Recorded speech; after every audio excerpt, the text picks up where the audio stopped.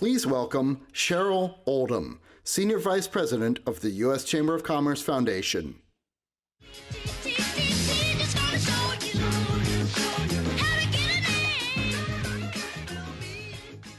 They wanted me to stop so I could walk up to the walk-up music, and you're right, that was a good one. I like that. That was a surprise. Thank you all for being here. Again, Cheryl Oldham. I oversee the Center for Education and Workforce at the U.S. Chamber of Commerce Foundation.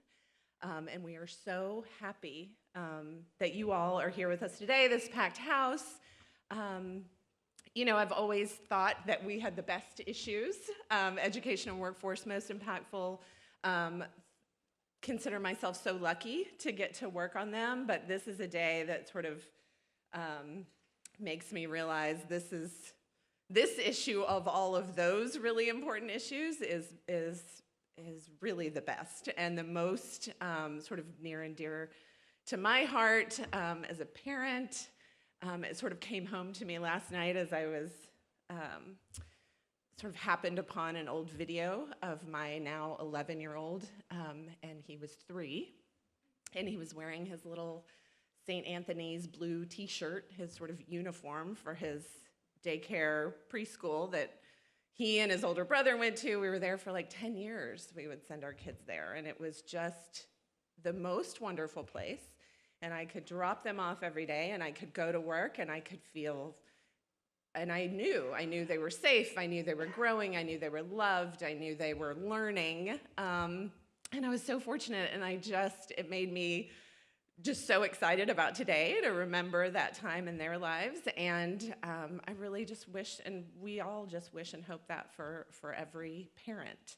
And I realized as I was walking up here that I'm actually not going to be up here again today at any time. And so if you'll indulge me for 1 second, I wanted to just say something that I usually say at the end of one of our events, which is to call out the 2 people who made today happen and work on this issue all day, every day, and that's my colleagues, Caitlin, Cadella, and Julia Barfield.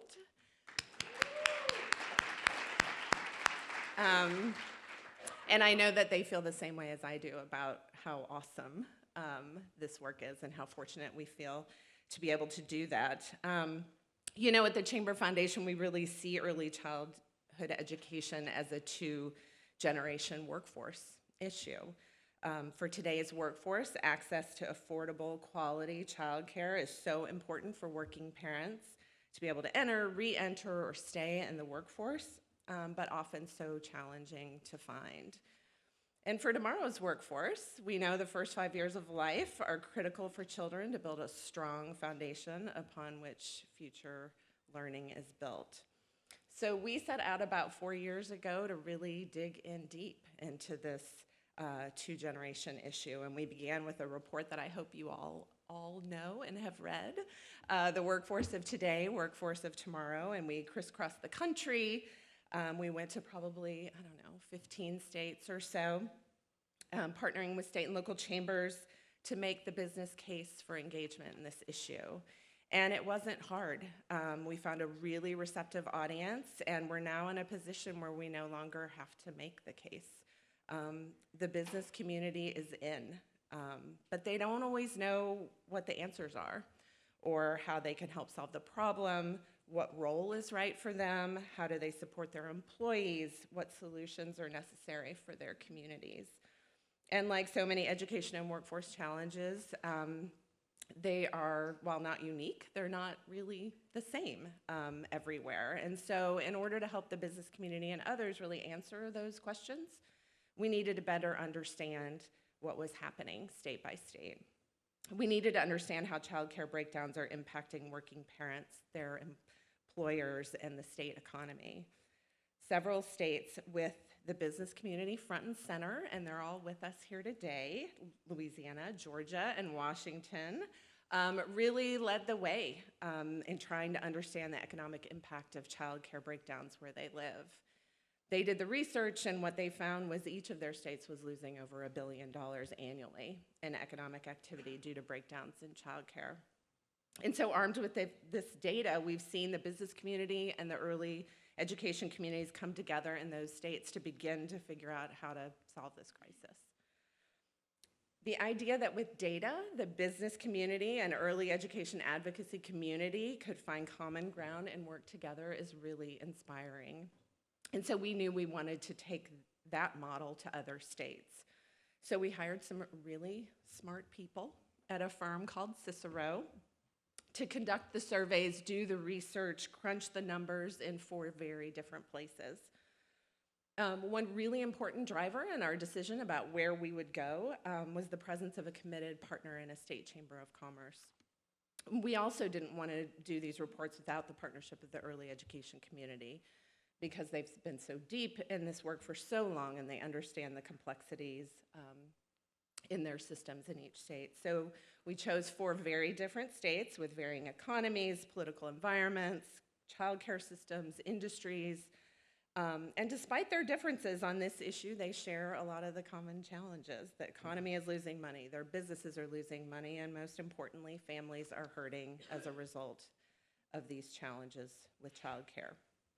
So we're here today to release the 4 reports and hear directly from each state. We're so thrilled that each of the chamber CEOs are here, proving just how committed they are to this work, and that their early ed partners are here as well and have joined them. There's a story in each of these states. We all have these stories, and we'll dig into each throughout the day, but I wanted to just spend a couple seconds previewing some of the data. So in Mississippi, we found a really interesting thing that I think we weren't expecting, which was that student parents are experiencing considerable disruption to post-secondary education and training programs because of childcare issues. Really important thing to understand for a state that's working hard to grow their skilled workforce. So obviously something that they'll need to dig into and figure out how to address. For the state as a whole, estimated $673 million hit to the state economy annually, over $1.8 million a day. In Iowa, they have the highest female labor participation rate in the country, and businesses are struggling to recruit and retain skilled talent in a tight labor market. Childcare has been one way that businesses are bringing new employees to the state, and you'll hear a little bit about that later. For Iowa, childcare issues result in an estimated almost $1 billion loss annually, over $2.6 million per day. There's lots of momentum in our next state, Idaho, around childcare, and we wanted to build on that with this report. It's a young and growing state, so childcare is essential to their ability to support the current workforce and attract new businesses and employees to the state. Idaho is currently losing almost $500 million annually because of childcare issues.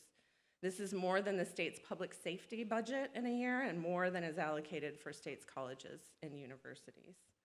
And finally, in Pennsylvania, a state that's really working hard to build the strongest workforce in the country, although they have a pretty robust childcare system, they, like many other states, still struggle to provide care for employees who work non-traditional hours, second and third shifts, or over the weekends. We'll hear the story of a childcare center supporting those parents and how the business community is thinking through the challenges of non-traditional working hours. Right now, childcare issues result in an estimated $3.5 billion loss annually to Pennsylvania's economy, 1/10 of the state's budget. And look, I'm a Cowboys fan, so I know how serious Pennsylvania is about their football, and they could buy 3 NFL teams for that every single year. So here we are today releasing the reports because we want to come together around the data and we want to use it. But we also want to focus on the hope and the amount that each state has to gain from finding solutions. The challenges in each report are persistent and complex, but we know they're solvable and feel strongly that the business community must be part of that solution. So along with each report, we're releasing a corresponding video. The numbers are obviously super important. The hard data is so powerful. Lost revenue matters because it's impacting businesses of every size and sector daily. These are businesses we're really proud to represent and work with day in and day out. But behind those numbers are people, And they're really, really important too. And we wanted to tell the human side of the story. So each video will help to tell the stories of the families and the communities that are impacted. We'll show highlights of these videos throughout the day, but please, please, please check out the full-length videos when you can. They'll make you cry, and they'll make you proud of the people, the child care centers, the employers that are making a difference. And share them on social, please. And today at hashtag Untapped Potential. Okay, before we get started, one quick thing. Time permitting, each panel is going to be able to address some questions from the audience. And how we're going to do that is you're going to submit your questions through slido.com, right there. Hashtag enter the event code, Untapped Potential, on slido.com, and then you'll be able to type in your questions. And hopefully we'll have time to get to a few of them. So that is it. Let's get started.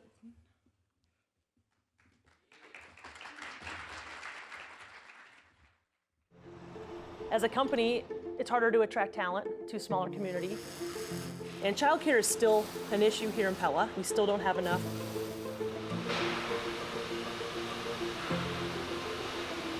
There are so many people when they're looking for jobs. One of the first questions is, what's your childcare option?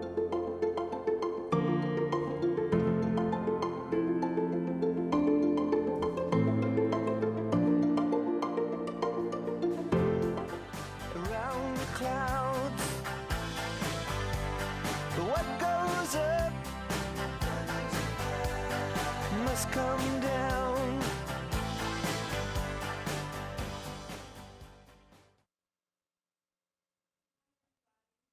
And welcome, great, thank you. Welcome to the first panel of the day. I am Christine Michelle Carter, an author and marketing strategist and mother of two, and I have to say I'm very honored to be here. I know many of you are parents and grandparents, and you're using your everyday roles within America to change policy, and I appreciate it as somebody who struggles with childcare myself. So this first panel is Competing for Talent. This panel will discuss childcare as a workforce issue, specifically what it means to compete for talent in today's tight labor market. In a small town, attracting the right talent is critical to economic growth for business. When businesses understand the importance of childcare to their workforce of today and prioritize that benefit, it has a measurable impact on time to hire, retention rates, and annual operational costs. So I have with me three phenomenal speakers. Mike Ralston, who is the president of the Iowa Association of Business and Industry. Jillian Herink, who is the executive director of the Iowa Association for the Education of Young Children. And Josh Larrabee, who is the executive director of the Fairfield Economic Development Association. So we can just dig right in, and please remember that you can submit your questions through Slido using the hashtag Untapped Potential. So Iowa has the highest female labor force participation rate in the country, and businesses, regardless of industry or location, are struggling to recruit and retain skilled workers. The majority of the state's untapped potential, $781 million of the $935 million annual loss, is solely because of absences and employee turnover costs from childcare-related issues. Mike, can you speak to what you're hearing from members about childcare and what employers across the state are doing to address childcare for their workforce? You bet, Christine. Thank you for leading us today. And I need to start by thanking the U.S. Chamber and the U.S. Chamber Foundation. You all know, boy, those are organizations that get a lot done. So Cheryl and Julie and everybody at the foundation, thank you for bringing light to this important issue. Let me tell you briefly, and I mean very briefly, about ABI, the Iowa Association of Business and Industry. It's Iowa's oldest and largest statewide business association with about 1,500 member companies representing 345,000 workers across the state. And we do what all trade associations do. We work to add value to our members.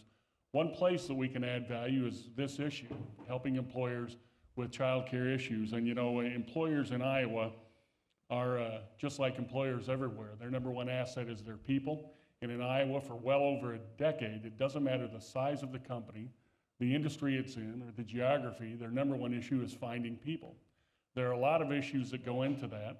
There are a lot of reasons that it's tough to find people. Transportation is an issue in a rural state like Iowa. Capital is an issue in a rural state like Iowa. But the number one issue is childcare, and as Cheryl pointed out, almost $1 billion is lost every year to Iowa employers. And so when you have a state that has one of the lowest unemployment rates in the country at 2.6%, and you have all these issues that impact families as they seek work, it's really a tough thing to attract workers.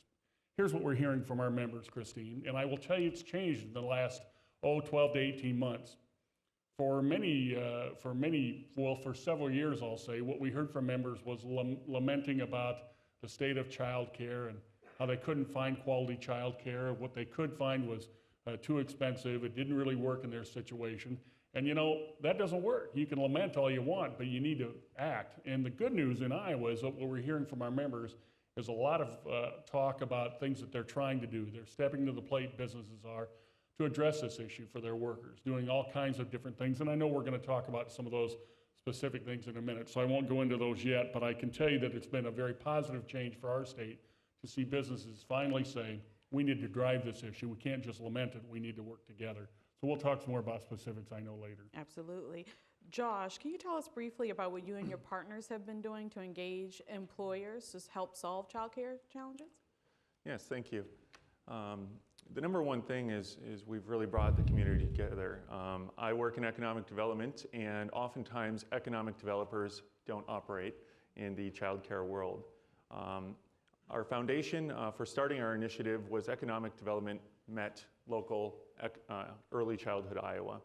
I met our local Early Childhood Iowa director, and we have been working together to bring the business community together on this issue and focusing this as a solution for attracting and retaining talent. We have formed we're a town of about 10,000 people. Our county is about 18,000. And we have formed a wonderful steering committee that has been together for about 2.5 years.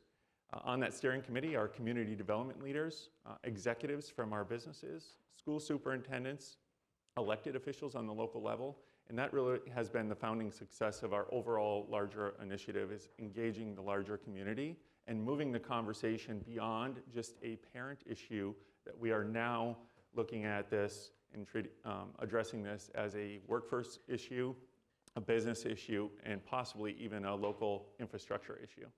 Awesome. I have a follow-up question for you. So realistically, we know that on-site childcare isn't feasible for every employer, but there are still a variety of ways, other ways that businesses can be part of the solution. What have you and your partners done to work with employers for whom on-site childcare isn't possible? So we've taken a three-pronged approach to solving the shortage of childcare in our community. First, we wanted to support our existing childcare centers who were doing well and possibly able to expand. The second thing we wanted to do is provide solutions and break down maybe some of the local barriers to seeing more home providers. And then the third piece was adding a childcare center to our community to close that gap and that need. And we approached some of our larger employers in the community and asked, is adding an on-site childcare center a possibility? And the feedback that we received was, no, it's not a good fit for us, but we're absolutely going to be engaged if there's another way that we can engage. And so what we've done is we've put together a 501c3 nonprofit, and again, treating this as a workforce solutions initiative, we have asked executives from the community to serve on this board of directors. So we are solving a problem for them as employers with attracting and retaining talent and engaging them by asking them to participate in this community-wide nonprofit. Jillian, considering Iowa as the state, what are some of the childcare challenges unique to it in regards to either its funding streams or it being a rural state? Well, there are several things that are, I think, unique to Iowa. The funding streams come in and they are used to support early childhood out of the Department of Public Health, out of Department of Human Services, Department of Management, and Department of Education. And so that creates both a challenge for communication and efficiencies, but also a really good opportunity for partnerships and discussion and planning that's comprehensive across the state. For Iowa and the rural issues, about a third of our state is rural, 2/3 of our state is in a childcare desert, and so those things combined make it very difficult. Mike and Josh have both talked about the different challenges with the businesses. We have commuters that need 24-hour care. We have businesses that can't support childcare on site, as Josh mentioned, and so those things present unique challenges to our rural. Also, the childcare in the rural areas is not necessarily less expensive significantly, but the pay in those areas, if you're a local worker, might be less. And so that creates quite a discrepancy there for people needing childcare. Mike, what are the main industries of your members? And have you seen any industry-specific solutions for employers to address the childcare issues? Christine, ABI started and existed for about 85 years as the Iowa Manufacturers Association. So as you might imagine, manufacturing is still our largest industry segment, but we have utilities, warehousing, distribution, insurance, financial institutions, service providers, you name it, and we have some of it. And we have those global companies that you think about, like John Deere, Alcoa, Arconic, I should say now, Emerson, and those are great companies, but a typical ABI member might be the largest employer in their county with 200 employees. And there are a ton of those kinds of companies all across our state. As far as industry-specific solutions, I don't know that I'd say industry-specific, except for it seems to work for manufacturers. We've all talked about on-site childcare facilities, and more of Iowa manufacturers are going that route. I think you saw Mindy Vandenbosch, who is a vice president at Vermeer Corporation in a town called Pella in Iowa. They created their Yellow Iron Academy, which is on campus, but it's not run and owned by the company. It's associated with and made possible by the company. We have the other companies who run the organization themselves. That's one thing, but I want to follow up on something that both Jillian and Josh said, and that is that in many communities where the manufacturers don't have a facility on site, a second option is they're the major primary mover behind a community facility. And so they provide funding, they provide employees to volunteer on the board and lead the way, and then they do other things like volunteer labor and that sort of thing at those community daycares. And lastly, in Iowa, we're pretty excited that the General Assembly has started to realize that this issue is pretty important to our state. And so they've created various sources of help. We're particularly excited about Governor Reynolds' Future Ready Iowa program and some of the workforce, including child care assistance that's available there. So those options, corporate, community, and state, are really things that seem to be on the rise and that are working for Iowa. Awesome. Josh, from your perspective, have you seen any child care solutions work for different industries? In our community, it's been really wonderful. Everyone seems to be on the same platform from all the different industries. One of the questions that is coming up with the new center that we're looking to add is the hours. We don't yet have an answer of how maybe we will be able to operate, a third shift daycare, but we are open to that and working closely with our manufacturing community on that. Jillian, this report found that 52% of parents who left the workforce did so when their child or children were less than 1 year old, of Generation Alpha age. What is unique about that age group that would lead to such a high prevalence of working parents leaving or postponing their jobs? That age group is what I call the perfect storm. It's the age group where generally you're just getting into your occupation, your income might be lower, your leave hasn't built up yet, you maybe don't have flexible hours with your employer at that time, and then infant care is the most expensive that it can be, nearly $10,000 a year in most areas in Iowa. And so what do? You result to potentially staying home because you can't afford it. The problem with that is there's also not any infant and toddler care. And that's not unlike any other state, but it's cost so much to provide that care that child care providers, if they're providing infant care, are doing a service for a family. They're not necessarily making money. And so you have the high expenses, you might as well stay home. Yeah. Josh, let's talk about scaling. So is the work that you and your partners have been doing replicable in other communities across the state and country? And if so, what advice would you give to others who want to follow your example?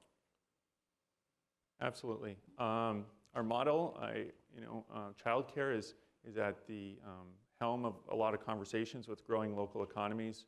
And it's wonderful to be being asked questions, but our model, I often say, is not that innovative. In one sense, it is where the current conversation is, but we are simply doing two things. We're solving a problem and trying to resolve maybe that pain point for employers, or at least in our state and in our community, that's the angle we're taking. And we're engaging those who could benefit and who are also affected by this through the entire process. So a community steering committee has been our foundational success to engaging everybody above and beyond the parents also who are affected. Jillian, how does the Iowa Association for the Education of Young Children partner and engage the business community? And have you seen success in the state where other early education advocates collaborate with business leaders?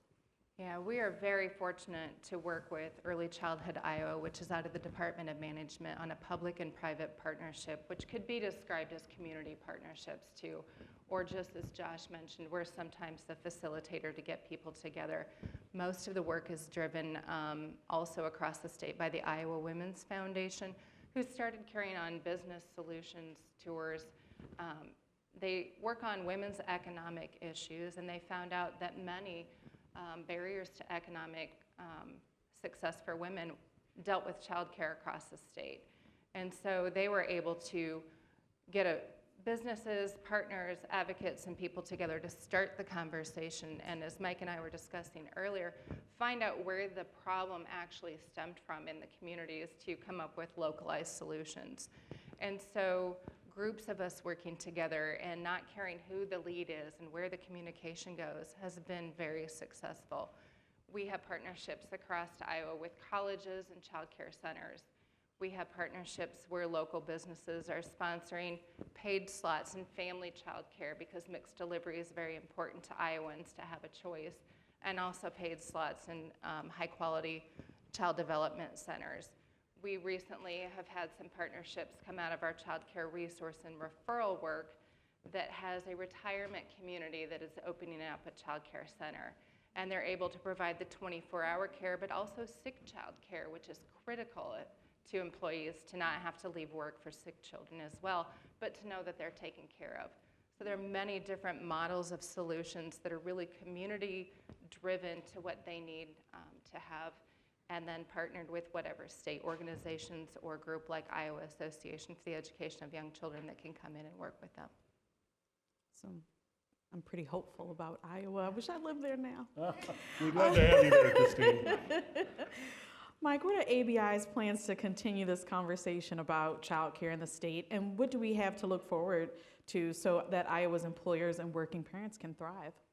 Well, we're looking forward to continuing this conversation, Christine. We're doing a couple things. One, the U.S. Chamber Foundation and ABI are working together to have an Iowa event similar to this with state policymakers, the governor, and others, and business leaders to talk about the solutions that have worked and to continue to highlight this issue. I think one of the things that has made a big difference in Iowa, and it's not rocket science as we've talked about, maybe none of these are very sophisticated models, but they're working. And the biggest thing we've done is raise attention to this issue. And I'll say again, our organization represents business people and business leaders, but for too long those business leaders didn't do enough, didn't understand they need to lead the way. But we're hopeful because of that they do now understand they need to lead the way. If they don't do it, it's not going to happen. And so we have this event we're going to be doing with the foundation. We have a number of other regional meetings, just our organization, where we're going to be working with some of our partners to try to keep the focus on this issue because it's so important. Excellent. You say it's not unique, but what I find very interesting just from the outside looking in is that you've been able to break down barriers across so many different functions and departments and segments of business. So hats off to you guys, really. Thank you. So we are at the portion of the panel where we will open it up to your questions. So just a reminder that you can submit questions by going to the website slido.com, SLIDO.com. Then enter the event code Untapped Potential. Untapped Potential is all one word. After you enter the code, you can submit your questions. So we have a few already. How do childcare solutions in Iowa take into consideration the barrier of transportation for families in rural areas to access childcare? Anybody want to? We're very excited. Our local public school district has been completely open arms and always asking, how can we help? So before we've even added this additional center and started construction, they've already committed to providing transportation to and from the center. So we're very excited. In some areas, working with local United Ways that are often the one who understand where childcare needs are and where they aren't provided, they're looking at opening community childcare, generally homes, but often small centers too, in the pockets where people don't need transportation to access childcare. You know, there used to be a time when some great entrepreneur would get a bus, buy a bus, and take a whole bunch of people to a larger city where they would work in a factory. Now people are doing that for childcare. And there are a couple examples in North Iowa of companies that have purchased vehicles and take employees and their children back and forth so that they can come to the company daycare.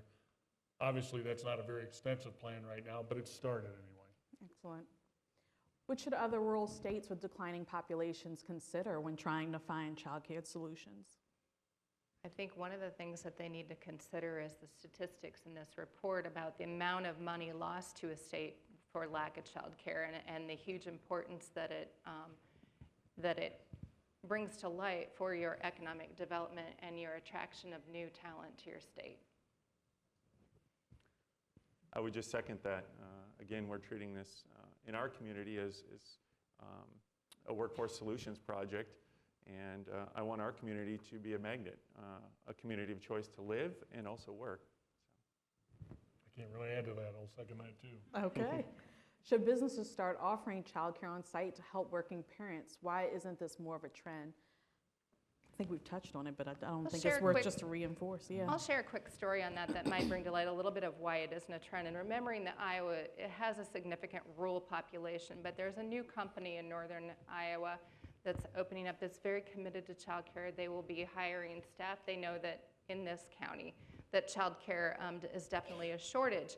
However, their employees will draw from 5 communities, and they have no interest on on-site childcare, but they were struggling with how to support the 5 communities. And so through the partnerships, we've been talking to them about paying for high-quality slots, both in centers and in family childcare, or the ability to give their employees a childcare stipend, or what might work for that business in that community. They don't want to run a childcare, that's not their business, but they also want to support all of the communities in which they draw their employees from. Right.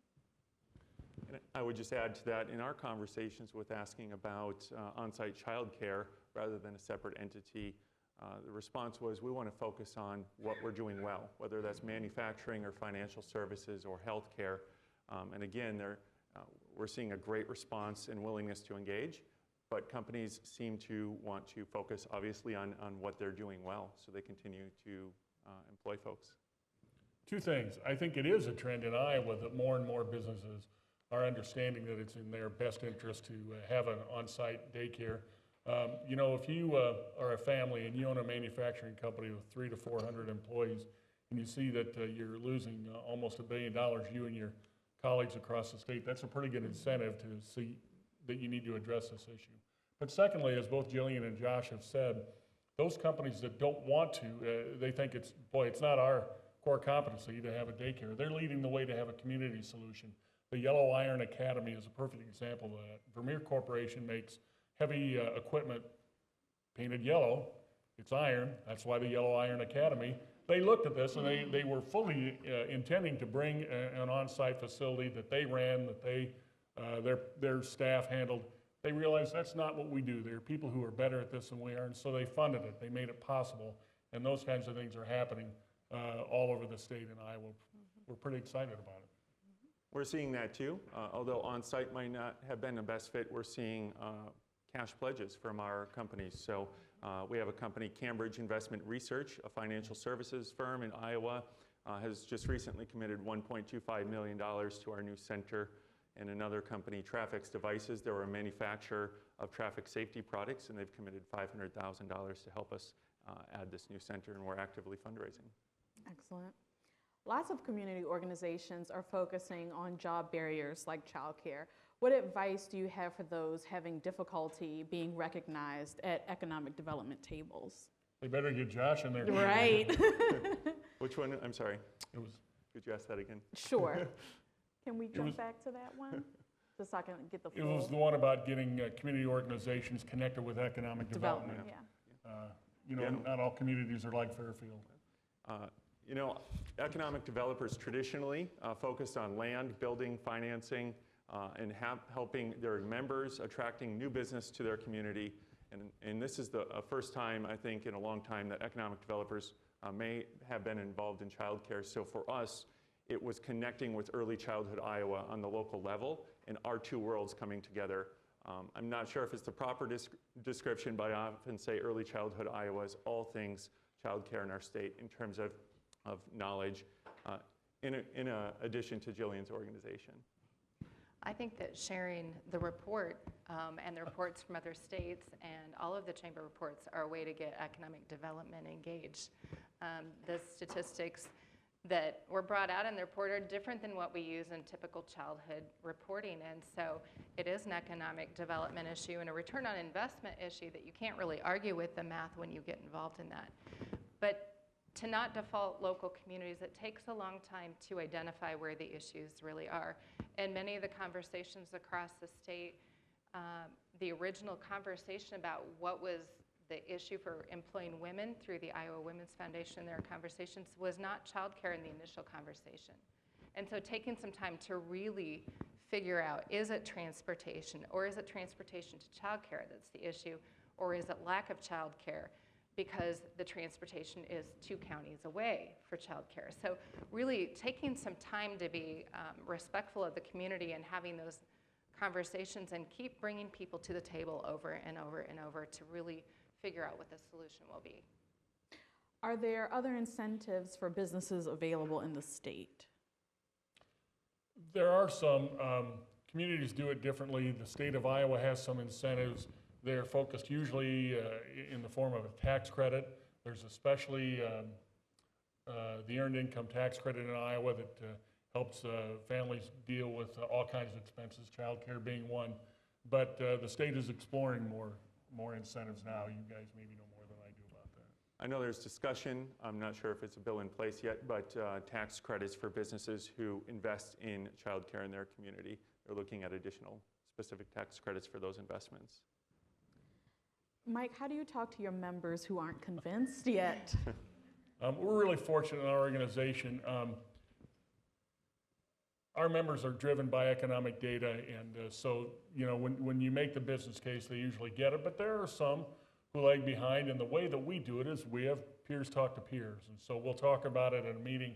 We'll certainly beat a dead horse when it comes to making sure the message gets out there. But usually the thing that's most effective is when you explain to a business person, you're losing this much money, you can't take on this new business because you can't find employees. That usually starts to resonate after a while, but it is a challenge. Peer-to-peer usually is the way to make it work. So once we have the childcare, how do we message and support the need for high-quality childcare? You know, adding the words high quality into your statements becomes difficult in a place where there's shortages of childcare in deserts across the entire state. And so we just need to start defining what high quality means. Are you looking at the quality rating of the center? Are you NACE accredited, which is exemplary? Are you looking for low ratios, and are you doing your background? Parents don't always know what high quality means. We as an industry have a difficult time defining it ourselves. And so trying to message what those things are that you look for within high quality. And then in our business partnerships, not letting go of the fact that we have a childcare shortage in our partnerships and our community solutions, working with someone out of economic development like Josh, who understands that he's supporting centers and homes that are on the quality rating scale and trying to get that commitment and buy-in. But it's continually adding in the words high quality and then following up with what that means. Absolutely. Have you seen companies attract talented childcare providers to partner with them? I think the Yellow Iron Academy is an example in Pella.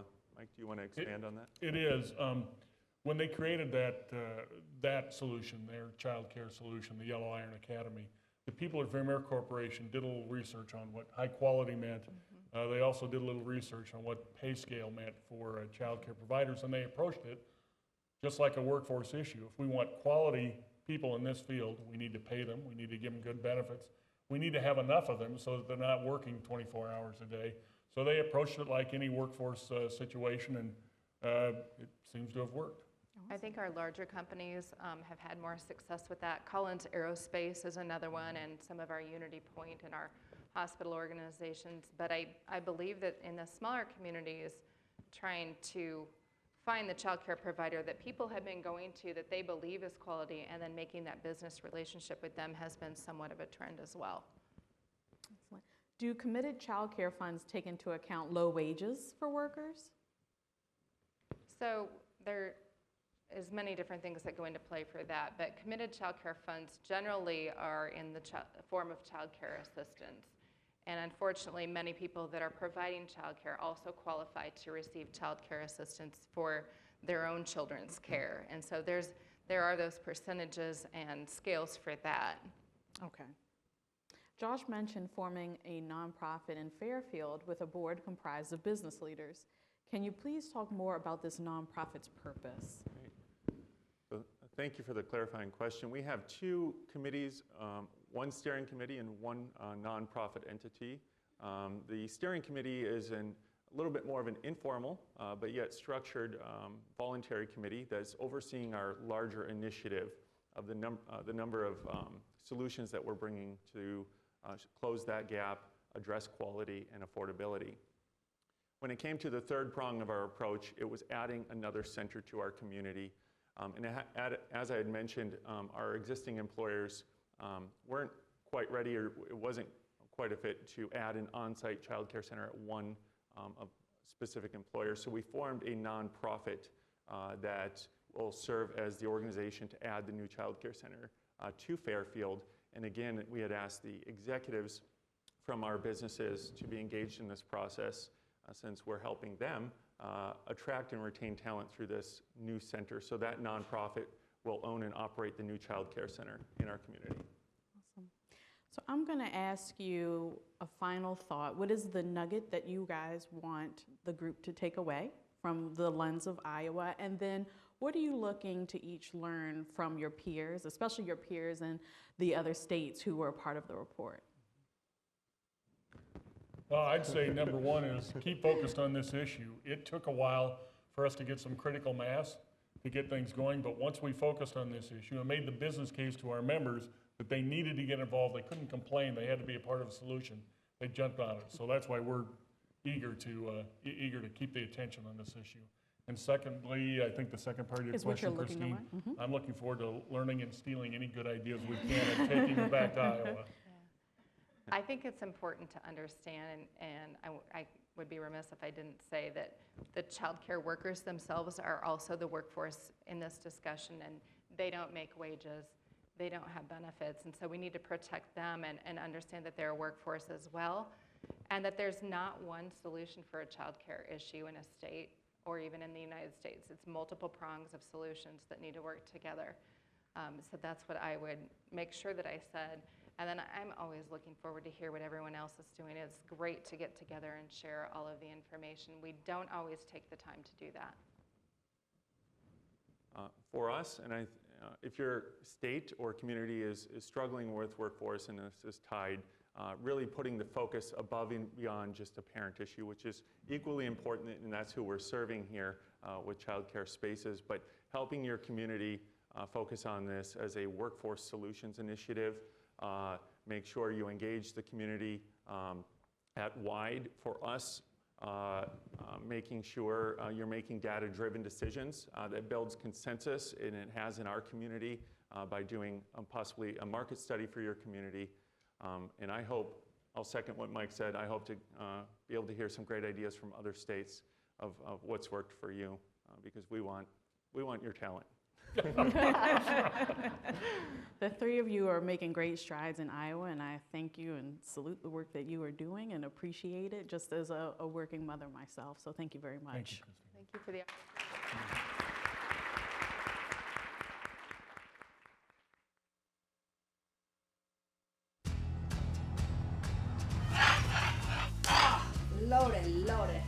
We have to pay taxes anyway. I like knowing that it's going somewhere that will help the kids locally. Which one of these gardens produced things that people could smell? Which one? The flower garden. We have had parents who say that I want my child here in this classroom, but I just can't afford it. The pre-K tax credit is a way for us to continue providing those kids with high-end, quality early childhood education.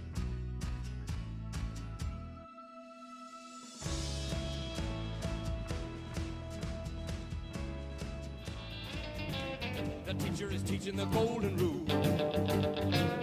American history and practical math. You study them hard and hoping to pass. I like our music that they play for us. Thank you. Good morning. I'm Lori Smith, and I now serve as the director of the Women's Bureau at the United States Department of Labor. I was appointed by the president in November of last year, so I have a good 3 months under my belt in my new role. Very excited to be here with the Mississippi panel. My work has been all in Mississippi prior to this new position, so these are very familiar faces here with me today. I wanted to just spend a minute and tell you a little bit about the Women's Bureau. The Women's Bureau was actually formed in June 5th, 1920, 100 years ago, 2 months before women had the right to vote. And Congress formed the Women's Bureau as a way of addressing the needs of working women. They had new constituents, and they needed to know more about what these new constituents needed. As we celebrate our centennial year this year, I've been reading about the history of the first director of the Women's Bureau. And interestingly, I have learned that one of the issues she was very passionate about was focused on childcare. So we've made tremendous progress as women in the workforce, but the issues of childcare will continue. They evolve into different topics, but let me give you some numbers nationally. Right now, in September of 2019, women's unemployment number hit the lowest it's been since 1953 at 3.4%. It's been staying right around 3.5% since that time. Women now make up 50.04% of the workforce. And that was in December of just last year. And of all the new jobs created last year, 72% of those positions were filled by women. So you can see that there are a lot more women in the workforce. In 1920, when the Women's Bureau started, we had 20% of the workforce, and now we make up approximately 50%. So at the Women's Bureau, what we do is try to address pathways to help women into and out of and back into the workforce. Our priorities include focused on childcare, focused on apprenticeships as a way of entering the workforce. We're also looking at military spouses and trying to help with occupational licensing, as 92% of military spouses are women. And we are also looking at paid family leave policies at the Women's Bureau as well. From a federal standpoint, there's been a lot of great reforms in the child care space. Funding for the CCDBG funds nearly doubled. We've also doubled the maximum child tax credit. And recently, the White House released the Principles of Child Care Reform document. If you haven't seen that yet, I'd highly recommend it. So although I live in DC now, my heart is definitely still in Mississippi. And I did a little homework on Mississippi's women's employment numbers. I learned that we are third in the nation with the highest number of women at 48.9% of the civilian labor force being women in Mississippi. So as my role, I served as education and workforce policy advisor to Governor Bryant for the last 8 years. And in 2012, we knew that 48% of our children in third grade were not reading on grade level. We passed some very significant reforms that you'll hear about more today, I'm sure, that included an early learning collaborative, the Literacy-Based Promotion Act, school choice, scholarships for special needs children, amongst other things. And I am very happy to tell you right now that in 2019, Mississippi was the only state in the nation who made gains, statistically significant gains on the nation's report card, NAEP. So I want to say a little bit, I dare you to find one list that Mississippi is 50th on, because we are leading the pack. Last year in Mississippi, 86% of our third graders passed their assessment.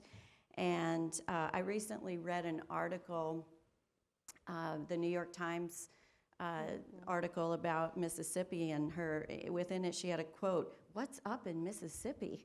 Something good is going on," and I think that's a remarkable point. So as I introduce my panel here, I'd like to tell you one more point about the business community. In 2007, Scott Waller with Mississippi Economic Council, when we write the book about early childhood in Mississippi, I often say chapter 1 is going to be about Mississippi Economic Council. In 2007, they raised $10 million from the private sector to do research about what it took to improve childcare in the state of Mississippi. And that led to some research that is now part of the state system. We tied it to the community college system. We learned a lot through that research. The state went on to continue funding it, and now at every community college in the state of Mississippi, we have an early childhood academy where coaches go out into the child care centers and parents come in to do workforce training at the community colleges. So it's a nice partnership, but that work really has led to some significant gains in our state. So as we move forward, I'd like to introduce Mr. Scott Waller, who is President and CEO of the Mississippi Economic Council. He works in developing policy initiatives for workforce development, economic development, transportation, and tax policy. And before joining MEC, he actually was a newspaper journalist for 20 years. And Dr. Linda Southward, who I've worked with over the years as well, is now the executive director of the Children's Foundation. She worked 30 years at Mississippi State University and served as associate director of the Social Science Research Center, which I know as the SSRC at Mississippi State University. How many times have I said Mississippi in this introduction? She also, during her time at the SSRC, founded and coordinated the Family and Children's Research Unit. So I've worked closely with these two over time, and I can tell you they are both champions for children. So I'd like to start with you, Scott. Can you describe a little bit about how Mississippi Economic Council's perspective has evolved and what you're doing on early childhood education? Sure. Thank you, Laurie. It's wonderful to see you. You have to come all the way to Washington. I know. The one thing she failed to say is y'all is a very important word. So you'll probably hear that. They don't do that here. You'll probably hear that often. And it's word economics, okay? It's a lot shorter. But at any rate, tell a little bit about what Mississippi Economic Council is, the state chamber of commerce. We were formed in 1949 as the voice of business. We really affect all industry sectors across the state.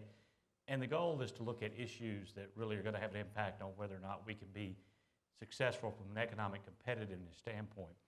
In 2004, we began the initial research on what became Blueprint Mississippi, a kind of strategic action plan to help us really guide through key goals and initiatives what we wanted to work on. One of the things that came out of that without question was improvements in early childhood education. At the time, we had very little public money going into that effort, which is part of the reason that we saw it important to go out and raise a much needed dollars to help do something different about early childhood education. A result of that research and then really gathering information from folks across the state led to a program called Building Blocks Mississippi, and that's where we first met Lori. She was very involved in that. The decision was made, instead of reinventing the wheel, let's go into child care centers and bring a quality education component into it. And the private sector funded that solely for almost 3 years to allow us to get data back from what that was doing. It then allowed us to go to the state and say, look at what's happening here. Additional dollars can only help us expand that program, which the state made a commitment of $3 million annually for a few years. As that program began to grow, we looked at other things of how we could get more dollars into it. And that's where the Early Learning Collaborative came about. And that is a collaborative that allows businesses to be part of the process. You may have saw in the video the lady was talking about, well, we got to pay taxes anyway. Now they get to pick part of where that tax dollar goes to. And they can say, we would like this to go toward early childhood education in order to get those dollars into a program that matters. Because where we are in Mississippi is, we know the gap is here. So we've got to figure out everything we can do to shorten that gap. And through these collaboratives, we've seen great success. And the gap, while is still maybe here, over here, the success we've seen has been tremendous. The results that are coming out of this are really speak volumes. 77% of all of the children that take part in programs through the Early Collaborative are ready to be successful once they get to the kindergarten level of their education. That compares to only about 36% across the state. And I think Linda's probably going to touch on more of that. But the goal was to start to make this a priority, and without question, the business community didn't flinch. They really stepped up to the plate. The dollars that came in, the priority in this, because the bottom line is if you don't have the available workforce to do what we need to do, we're not going to be successful economically. And as a result of this, allowing a quality child care availability for parents, and even more importantly, a quality child care that has a quality education component with it, is going to not only help us today with getting those students the type of education they need, and help us today with allowing their parents into the workforce, it's going to help us in the future by having better prepared students to enter kindergarten, first grade, and then get to where we were talking about the ability to read at the third grade level before they can be promoted. Before I go to Linda, would you mind also talking about the pre-K tax credit a little bit more? Sure. The tax credit was put in place that would allow businesses to make an investment, and then they would get it's a one-to-one. So it really helps businesses have an incentive for doing it, and that tax credit really has made a big difference in helping get more dollars into the early education program, because it's, you know, it's like I said, when you know that there are programs that you can say, okay, we want to support this program, but what's the benefit to us? Well, there's a direct benefit in the tax credit, but more importantly, there's a much greater benefit long-term in helping create a quality, you know, child care and education system. That's great. Thank you so much. Linda, you and I both have worked on this for so long. Can you talk a little bit about how the attitudes in the state towards the early childhood education have changed, and insights from the Children's Foundation? Yeah, I'd be happy to. Thanks, Lori, and I must say thank you all for the opportunity of the Mississippi Economic Council for us to be on the panel you were talking about when the women's group was started at the labor. The Children's Foundation was started this past August, but it's been in the works for many years in Mississippi, and initial funding and planning from the W.K. Kellogg Foundation. But we do know that for Mississippi to reach its potential, and there's a lot of potential in Mississippi, and I'd like to say it that way, we need to know and figure out and determine ways for children to reach their potential. And so I have said to some people that I am a recovering academic researcher, so I think that's part of this survey, and Lori, that was a good segue into this, because one of the things that we wanted to do and are doing with the Children's Foundation, we don't know where we need to go until we recognize where we are, right? And so some of the work that we have done through the years is through Kids Count, and that is also now part of the Children's Foundation. So there was a survey done. You said SSRC, so that's where I worked for many, many years. The Social Science Research Center has a survey research laboratory, and I brought this with me to make sure that I've got all the stats correctly. So we did ask Mississippians, a random digit dial dual and landline, which are not many landlines, but also cell phones. So it's a random survey, so we can really universalize the findings. And the majority of Mississippian surveys really do support measures and policy that would help children from birth through 8 years of age. 79% of Mississippians agree that spending money on quality early childhood education will save the state money in the long term, and that really goes hand in glove with what Scott was just referring to and what the veterinarian family and Amory was also talking about. 83% of Mississippians support using money for public kindergarten. In Mississippi, you can just sort of round it out, 37,000 children for each age group, 0 through 6 years of age. So 83% are supportive of this. In Mississippi, the Pre-K Collaborative currently serves about 8% of the 38,000 children in Mississippi. There were 95% of Mississippians who responded to the survey who were supportive of quality rating. Laura Jana, a pediatrician and Childcare previous owner, and from Omaha in the front row, a good friend of mine will love this fact, that 94% of Mississippians agreed of the importance of having a well-child checkup upon entrance into child care. So there is this opportunity for support, and I would also like to, before I get completely off of the stats for now, a survey that was done, not a survey, it was a retrospective study done by the Social Science Research Center once we had the Pre-K Collaboratives. Well, obviously the Pre-K Collaborative Act was in 2013.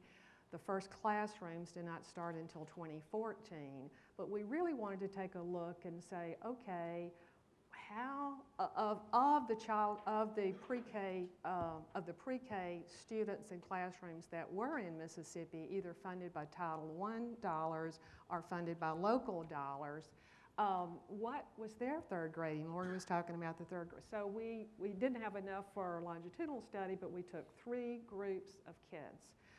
And we had individual data from all the public school students in Mississippi with all of the IRB approvals, of course. And we just said, okay, do these children did they attend pre-K or not? And if they attended pre-K or not, they were 1.5 times more likely to be reading proficiently in 3rd grade. We can't wait to see what the data is going to be coming out now with the pre-K collaboratives, now that the children who were 4 have just finished 3rd grade, I think, last year. So then 1.5 times more likely to be reading proficiently in 3rd grade. If you're reading proficiently in 3rd grade in Mississippi, and I think other places in the country, but you know, we say all data is local, right? And that's what your policymakers and business people want to know, what's going on in your state. So if they were reading proficiently in 3rd grade, they were 9 times more likely to be reading proficiently in 8th grade. And if they were reading proficiently in 8th grade, another cohort, they were 3.5 times more likely to not only graduate from high school, but to graduate from high school on time. So those stats, when you take the sort of long version of this, it goes back, and once again, to the importance of early care and education. And I did that without a PowerPoint. That's why I've got this right here. But at any rate, just to reinforce the importance of this. So back to the Children's Foundation, we wanted to see what the landscape is and how we can build from that. And that's so helpful in my experience in working in policy to have that data to back up what we want to do moving forward. Your report also, though, found some really interesting information about student parents. Could you talk a little bit about, in Mississippi, in fact, it says 4 in 10 student parents had to delay or quit school because of child care issues? Right, and that's from the U.S. Chamber report. We are not working on that directly right now with the Children's Foundation, but we are looking and working more indirectly. Again, with the Pre-K Collaborative, that's an area that that legislation has opened back up. It has not been open since it passed in 2013, but it's now open in a way to raise the rate, to have more slots available and to raise the rate. there as well. They're just, and the pre-K collaboratives are a way that really emphasizes how community partners come together. And by having it at the community partners, there's another program in Mississippi called Excel by 5, and it's probably about 42 or 45 communities across the state in 82 counties in Mississippi. And that was formed and funded by Chevron, I believe, a really strong business partner on the Mississippi Gulf Coast. And so that was a way for communities to come together and I think really set the stage for how the pre-K collaboratives were coming about, because in order to support the families and support the students who need help as well, a few years ago, the Women's Foundation of Mississippi did some work with the community college. I wasn't involved in that study, but with the community college students, and really we're looking at that point at more non-traditional students coming in, because we need to remember that it's not only the traditional students who have responsibilities for child care. We were talking about a 2-generation. I think we also need to think about a 3-generation, because there's also grandparents and grandmoms and grandpas who are taking care of children and need some support also in child care. So I'm not sure that I answered your question, but there's some work going on around that. Great, yeah. great. And can I follow up Sure, on that yeah. for just a second? You know, as Lori said, data is so important in what we do in determining policy and things of that nature. The one thing that really stood out after the report was done on Mississippi was that component of, you know, student parent having to leave. The flip side of that is, when we're looking at what we need in Mississippi in terms of workforce, that's something we have to begin to address. So this issue, having it brought to light, is going to give us an opportunity to start looking for the solutions to solve that, because part of our blueprint initiative, we are constantly updating data and looking at what's next. And one of the things that is out there is a Georgetown study shows that 65% of all jobs across the country today require some type of post-secondary education. It may not necessarily mean a 4-year college degree, but it means you need to go get either a certification, an associate's degree, something that gives you the type of skills that's going to allow you to be prepared for that job. If we're not able to get our population into the training they need for that skill, we're not going to be able to be successful economically. So when I see that so many of our citizens are having to postpone that or drop out completely, that means they're never going to get the skills they need to get the type of job that's going to give them the type of income and support and security they're going to need to raise their family. And this hit home with me really after reading the report, and then in the next couple of weeks after seeing the initial draft. I was at 2 different meetings. One, the speaker was talking about there's no greater force of change than a job. And then in his inaugural address, our new governor, Tate Reeves, made the statement that says, a high-paying career changes a family for generations. When you think about those 2 things, and you think about what we need in terms of skill level in Mississippi, we've got to address the issue all the way down to, do they have access to quality child care to allow them to get the skills they need through the training they have to have. So that's a big part of why it's so important to us that we look at this data and figure out what is the next step to address the issue for ultimately, as Cheryl said at the beginning, not only the workforce today, but the workforce tomorrow. We have just a couple minutes left before we go to questions. So I just wondered if you had any other thoughts that you wanted to add about future opportunities and how we can continue this success in the state? Both of you, either one?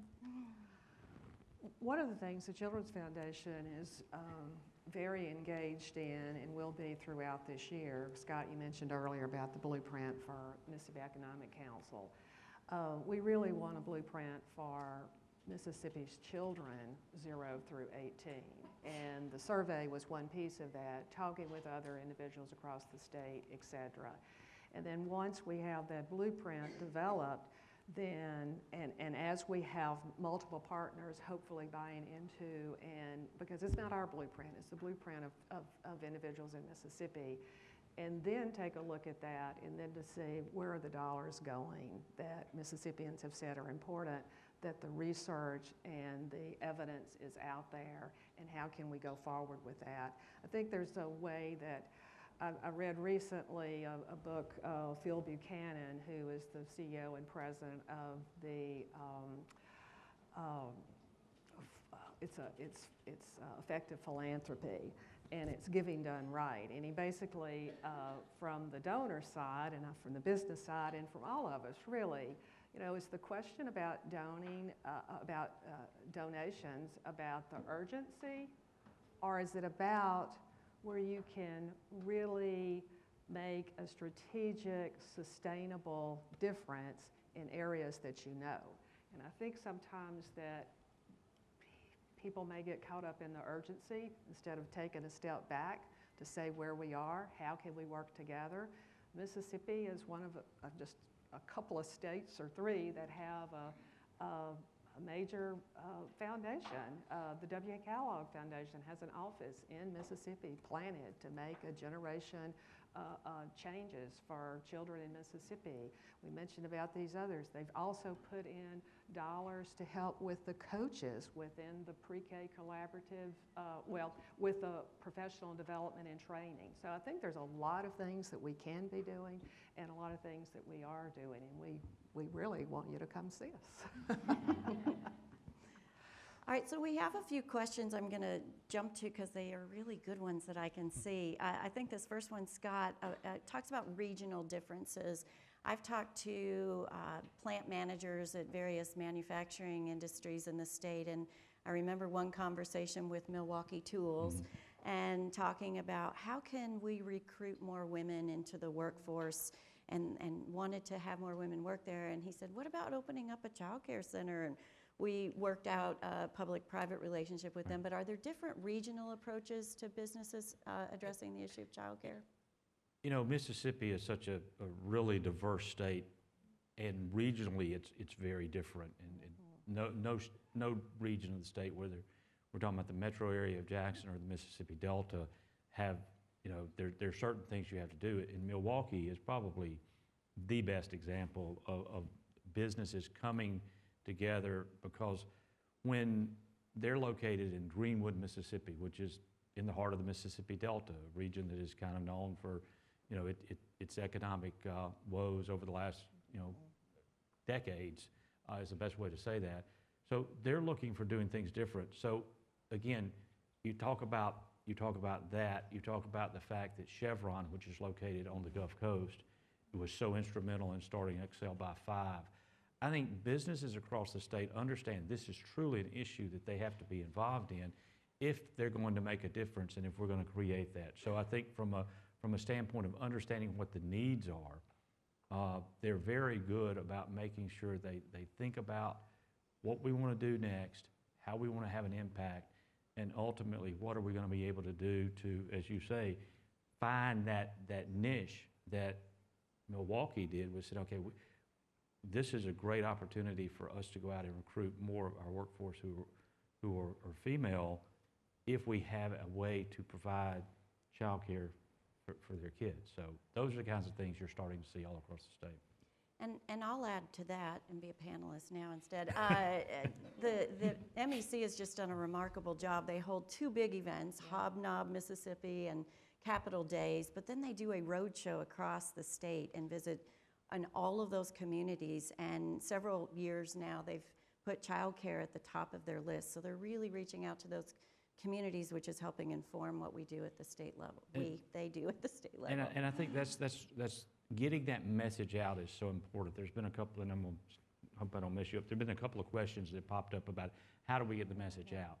I think we are doing a really good job across the state. In fact, we're in the middle of our current tour right now, and very passionate about this issue, very passionate about what we've got to do to develop a workforce.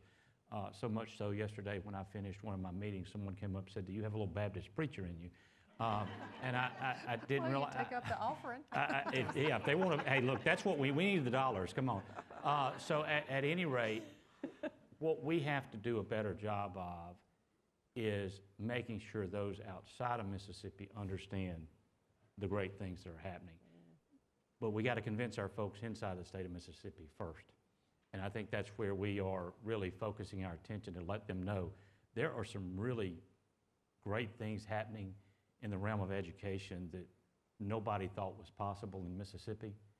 As Lori mentioned, we're the state that we're number one in terms of growth on NAEP scores. Our graduation rate in Mississippi, folks, exceeds the national average for the first time. There's some really neat things that are happening, and it all begins at the very beginning with early childhood education. If you don't create the foundation there, you're not going to get to where you need to be at the end. So our business community is hearing that message, and they're responding to that message in a variety of ways to help us accomplish what we need to be accomplished. And I really believe it didn't start until the business community got involved in the state. So thank you for that. That's really what changed and it goes back even, you know, I came to MEC in 2006, and Blueprint was really in the process of beginning the implementation process. So it's something that our businesses really have bought into, they believe in, and not only that, they put their dollars into it in a very big way. And the U.S. Chamber of Commerce report, Workforce of Today, Workforce of Tomorrow, I saw Catherine Stevens earlier, one of the authors, has really helped in the state as well. Governor Bryant used that document in all of his remarks, carried it around, held it up. It really helped change the conversation in the state, so I appreciate the Chamber's work on that. Linda, do you want to, let's see, that question moved. Oh yeah, there it is. Maybe talk a little bit about the child care subsidy. Does it assist students in the state? And if so, what's working well in that policy? Are there gaps? Yes, I think there certainly are gaps in the program, but at the same time, it is there.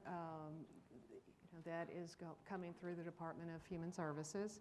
And so I think when you take a look at the recertification and some of the things that are a part of that, there are some things that I think could certainly be helped in that situation.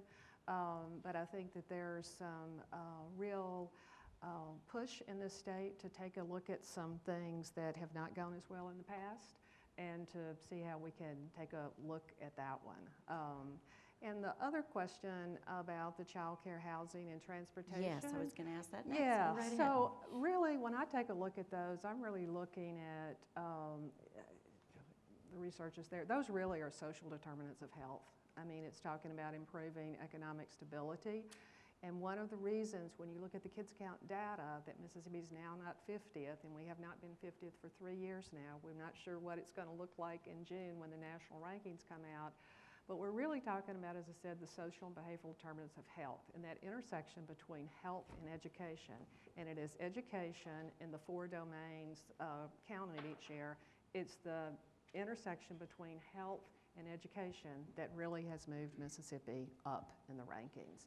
And having children, having their developmental screenings, having pediatricians, having health and healthcare providers, whether it's pediatricians, nurse pracs, work together with child care. When you look at 2 of the most trusted entities, professionals out there for young families that they listen to, and certainly underscored with the business community how important that is. So obviously if there is more food in the family and they are working with a better job, et cetera, it's just going to lift everyone up. So yeah.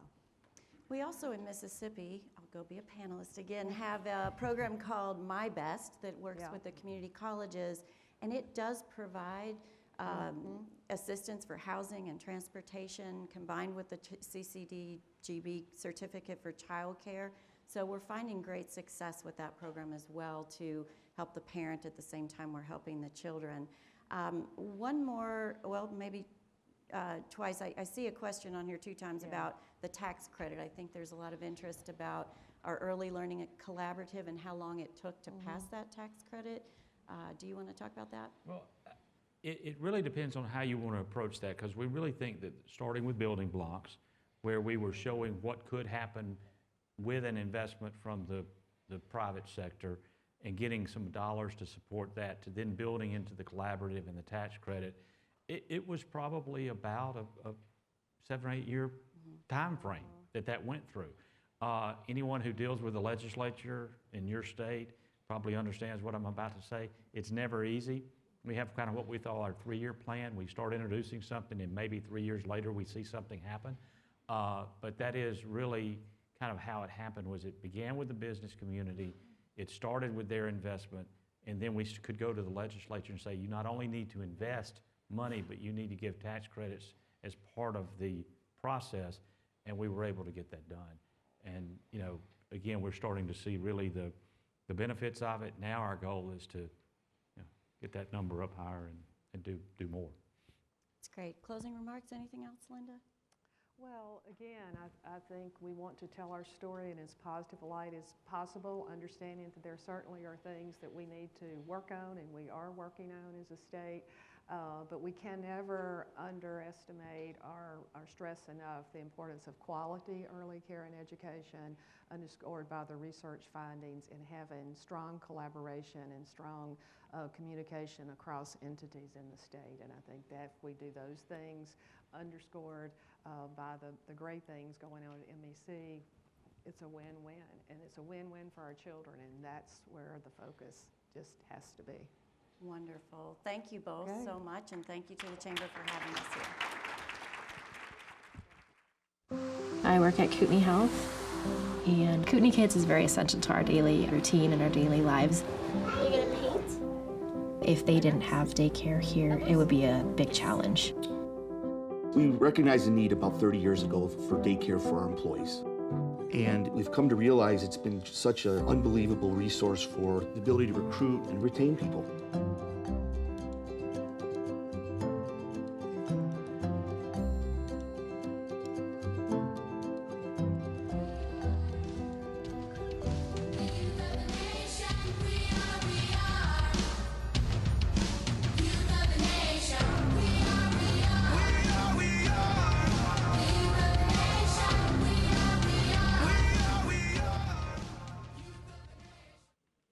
Hello, everyone.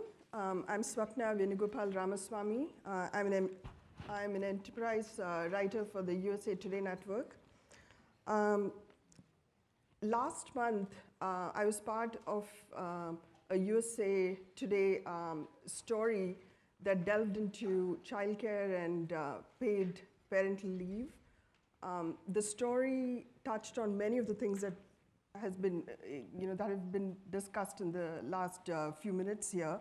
And the story was shared both by Senator Bernie Sanders and by the White House.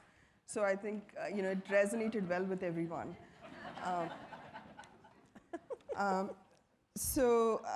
The panel that we are going to be hearing from today will be discussing building a system of care. We have with us two distinguished guests, Alex LeBeau, President, Idaho Association of Commerce and Industry, and Beth Oppenheimer, Executive Director, Idaho Association for the Education of Young Children. Welcome, both of you. Thank you. But before I start my first question, I'd like to remind you all to submit your questions through Slido for our final Q&A portion. So Alex, how did Idaho Association of Commerce and Industry get interested in early childhood education? It really started as a workforce issue, and this is the workforce development component of what we do organizationally, because we're primarily a public policy organization. We started working very diligently on this a couple of years ago, and trying to shift around different departments at the state level, getting to know our partners in the education side, whether it's on the secondary side or even on the post-secondary side with our community colleges, trying to figure out how we're going to be dealing with workforce. And then I was very fortunate to be given a fellowship with the Business Leads just this last year. And you know, I can't thank the U.S. Chamber Foundation enough on this, but I was sitting in a meeting, and we had talked about early childhood in Idaho. We had talked with our friends in the legislature to the tune of 80% of them say we're not going to fund early childhood in the state of Idaho. And so it was always a political non-starter, but the business leads discussion on it wasn't just a public policy issue. It was much more oriented towards solutions in business. And in the business leads program, you're given homework. So I called Beth to do my homework for me, and said, hey, I need some help with this. You know, can you give me some of the data and information so that I have an idea what's going on with that? And she was very helpful.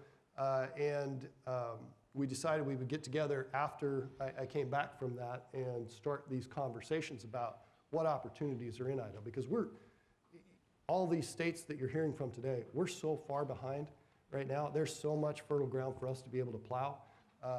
It's quite an opportunity. So that's, I think, really where our membership started to look at this as an opportunity to do some things fairly innovative and replicate what other states have done. Can you tell us a little bit about who your members are and what industries they represent? Gosh, we produce potato chips, computer chips. If you have an iPhone, you have some equipment that's made in Idaho. We produce lumber for Home Depot. We produce, it's soup to nuts. We produce all the mozzarella cheese that's consumed, almost all of it that's consumed in Italy. Idaho is a productive state, and we are a massively huge exporting state. And it's not just food manufacturing, but it's everything from aircraft parts to high tech to Did you mention potatoes? Potatoes. We do Right? have a few potatoes. Potatoes. Yes, we have 5 of the 6 major food potato manufacturers in the world that are all producing out of the state of Idaho as well.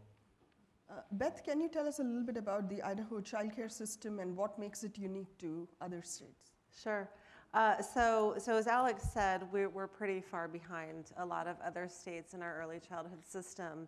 Our childcare system specifically, we don't put any state dollars into early childhood education at all, outside of the requirement for pulling down the federal match, right, for our CCBG dollars, et cetera. So our childcare system, we're not even pulling down all of our childcare subsidy dollars for the Child Care Development Block Grant. We actually cut some of the funding to pull down that back in 2009, and we've never gotten it back. So we have that. We've got about 5,000 childcare providers who participate in what we call our Idaho Stars project. Our childcare licensing, according to Childcare Aware of America, our childcare licensing regulations and standards are the worst in the country, 52nd actually behind Puerto Rico and Guam. There's little interest in raising those. As a matter of fact, there was just a bill a couple weeks ago to raise the standards, which failed. So there's not a lot of political support in the child care system in Idaho. And obviously the result is that our families are struggling and our children are struggling, and we try to raise the quality through our Idaho Stars project, and we are making progress in that realm. But we're doing it. It's very difficult to do things like that in a place like Idaho. We have Head Start in Idaho, but because of no state investment, we're only serving about 20% of eligible families through Head Start, and so the list kind of goes on and on. But we'll talk about great things too. It's just not all doom and gloom, I promise. Right. So what progress has been made so far, would you say? Great segue. So progress that's been made. So probably the biggest thing that's happened in the last couple of months is that Idaho, for the very, very first time, has applied for the preschool development grant. We have been going down this path for I've been with AUIC for 9 years and trying to get our governor to apply for a preschool development grant where all these other states are doing this. And for a variety of reasons, it just wasn't the right time. But thanks to Alex's help this year, we do have a new governor who is a lot more supportive of early childhood education. And he's thinking of it really through the lens of early literacy, which is great. And so we were able to apply. We had this terrific support from the Hunt Institute in helping us move this forward, and also the Policy Equity Group to apply. And we were awarded funding for the very first time, $3.3 million. Thank you. That does deserve a clap. So this is kind of a beginning piece, and it's actually a perfect opportunity for Idaho because it is going to allow us to do the data, to do the research, find out where our gaps are, find out where our opportunities are, to be able to really move this issue forward. As Alex said, there's not a lot of political will in Idaho right now to do anything in the early childhood field or arena, but I do think that this opportunity with the preschool development grant will be able to help us get the political will as we need to, and so. And the best way to get political will from a legislator is to tell them that you don't need them. And that's really sort of where we have gone down this pathway organizationally, because we're looking at our own membership, and we did a bunch of survey work within our own membership. And there was fertile ground there because 3/4 of our membership didn't understand percentage-wise as to how much of an impact this had in their own operations from a productivity standpoint, lost time, folks being, gosh, it was 20, about a quarter of all of our employees have either had to turn down additional education or job promotions as a result of it. I mean, those numbers are off the charts, and when you start showing that to the folks sitting around our board of directors table and they take that information back to their C-suites and start doing the math themselves, it becomes a very real world issue for them. And so you have companies that are already within this last year, just because of this work, whether it's Micron, the one that's producing the chips for your phone, or McCain Foods, who's producing French fries that I'm sure you've all consumed, Melaleuca, who's got a nice room here in the U.S. Chamber, are all looking at how they provide early childhood care on site at their facilities across the country, and that's huge for a small state like Idaho to, and it's also kind of fun because in Idaho we can move fairly quickly and talk to each other and have Beth come out and talk to my board of directors and bring Catherine Stevens out to talk to my members as well as the legislature and sit her next to the governor and bring that kind of additional data and information quickly so that we can start making some of these decisions, because there's just so much that we can do. Yeah. What are some of the ways in which you've seen businesses invest? Well, Kootenai Health, most of our others are large hospitals, all have on-site childcare to certain degrees. Some of it's subsidized, some of it's not. And I really, in the southern part of this state, just in the next month and a half, not just McCain Foods, but they're also leading a collaborative, and I'm going to steal what Iowa did, the other Idaho. I'm going to steal what they did because there's a lot of medium and small businesses in the Magic Valley, which we call the Magic Valley area, that want that kind of program, want that type of collaborative so that they can provide childcare to their employees as well, but they just don't know how. So it's just simply connecting dots at that point of getting them from point A to point B. And the other piece too to that is another great thing that's happening in Idaho is we recently started a local collaborative public-private partnership at this point through building what we're calling Preschool the Idaho Way. And we did that for several reasons. We wanted, communities were coming to us and saying, we need opportunities for early childhood education in our community. The state is not moving. We're one of a handful of states that does not invest in preschool. What do we do? And so we designed a toolkit to help communities walk through how to bring partners together, how to identify space. You know, it could be a childcare partnering with a school district, it could be a YMCA, all of these opportunities. And right now, and we were able to get this started with generous support from the Kellogg Foundation as well. And so we designed this, we call it Preschool the Idaho Way. We've worked with 14 communities throughout Idaho to help them design what works in their area, because we know, like other states, North Idaho is very different than Eastern Idaho, very different than the Boise area. And the business community has stepped in to help fund some of those local collaboratives as well. So we're building this. We started with 4-year-olds. Our goal and our hope is that we are going to expand these programs to serve infant and toddlers as well, because that is the most critical age that we're missing in this conversation. So, but the business community is helping to do that, and we're hoping to get more support from the business community and Alex's members so that we can expand and grow. Okay, so this question is for either Beth or Alex. The video we saw showed a business, Kootenai Hospital, who chose to offer on-site childcare. This was a great option for them and their employees, but it may not work for everyone. What other ways have you seen businesses address childcare issues in the state? Well, I think, you know, this conversation is really just getting started. And when I say just getting started, I will say in the last 9 months, this conversation's getting started. And that, you know, Alex called me in April and said, let's talk childcare. And I said, let's do it. And so since then, we've been able to do this. You know, outside of, but I will say, and Alex can follow up on this, is that since 9 months ago, we've had several companies step up and say, we're going to solve this problem through on-site childcare, but they're also thinking strategically through how they can solve this issue. So it's moving quickly, it seems like. And really, you know, I think it's kind of, we had a conversation at Pew Charitable Trust yesterday. I think early childhood has always come at it from a particular perspective in how they talk about this issue and why it's important.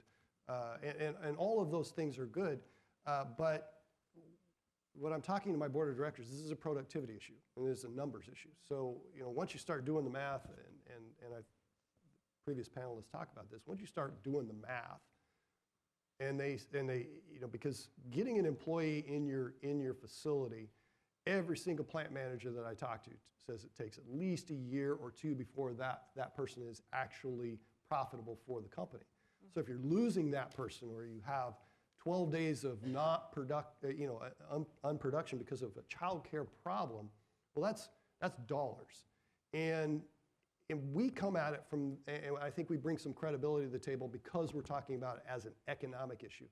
And then being chosen as one of the 4 states that's being highlighted here, and providing that additional data and information back to our membership is going to be exceedingly helpful for them to be able to take this data and information and make it real world, make decisions on the ground about what they need to do in their facilities or who they need to collaborate with, and then, you know, simply making the connections to the folks that can answer the questions. How do I deal with the liability associated with having kids on my plant site?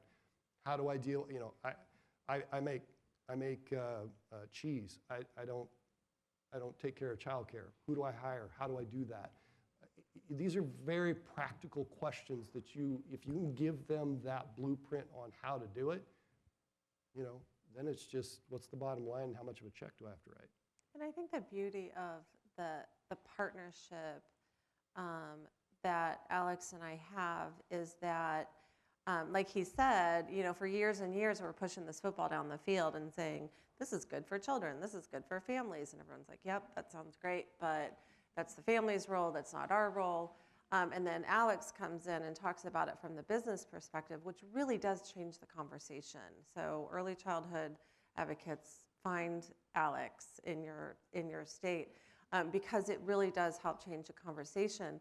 But interestingly, I was having a conversation the other day and said, isn't it interesting that to move this issue, we have to talk about it in dollars and cents? And I said, I don't care. Like, if that's what it is, because if we move it doing dollars and cents, the early childhood folks can come alongside and look at it through the lens of the high quality and et cetera, and making sure that we have a qualified workforce in the early childhood arena, et cetera. So I think that it behooves all of us to do what works and understand that don't let the perfect be the enemy of the good, and kind of step outside of the box a little bit to be able to message what's appropriate, because we did this a long time and it didn't work, but now it's starting to shift. And we're still going to talk about it's great for kids and families too. We're going to do that. Well, I'm really excited about the grant that you've been given, because I think that once we have gone as far as we can go within our membership and help fill in some of those gaps, then we can go back to our legislature and in a very deliberate way be able to show them, this is where you have a problem. This is where your businesses can't be competitive because they don't have early childhood. This is where you're missing an opportunity. And if you want small business, because every politician I've ever met, loves small business. If you want small business to be competitive with large business, well, there is a government role here at this point. And that's when we can come back to our legislature and say, okay, now this is starting to make sense in this pocket in Idaho, and this pocket in Idaho, and this pocket in Idaho where it's not being solved. That was going to be my next question, which is... Sorry. I think we're going off script, sorry. No, what do you hope will result from this report? Did you want to add anything else on that? Sure. Well, like I said earlier, we don't have a lot of dollars in Idaho going to these issues. I hear it from states saying, oh, we have, $90 million and we got $5 million cut for our preschool system, et cetera. I'm like, oh, well, we don't even have a dollar. So, and we don't have the foundation support either in Idaho. We don't have a lot of foundations putting money into or funding into early childhood, especially around collecting data and looking at our systems around early childhood. We've never had the opportunity to take a deep dive to say, look at all of the programs serving children birth to 5. How are they funded? How do they operate? What are the outcomes that we're seeing, et cetera? So out of this grant, we're finally going to be able to connect and coordinate and get that information and data that we've never, ever been able to do, because we simply haven't had the funding or the opportunity to do that. So we're really excited about that piece. Did you want to add anything to that? No, that was awesome. Okay. Great. All right. Thanks. So Beth, what are the next priorities of the Idaho Association for the Education of Young Children? So, well, PDG this year will obviously, we're hoping that there will be funding next year in the preschool development grant, so that we will be able to hopefully apply for round 2. That's our goal, but I don't want to get ahead of ourselves. The next year, we're really going to be outside of PDG working on our local collaborative initiative, Preschool the Idaho Way. We'll be doing some data analysis within those existing communities, and also it's unbelievable how many communities are coming forward to us and saying, how do we get into this? Because we really want to do this, and we want to figure out how do we solve this issue in our community. So we'll be doing a lot of that work as well. We also run what we call the Idaho Stars Project, which is working to improve the quality of childcare. It's funded by CCDBG.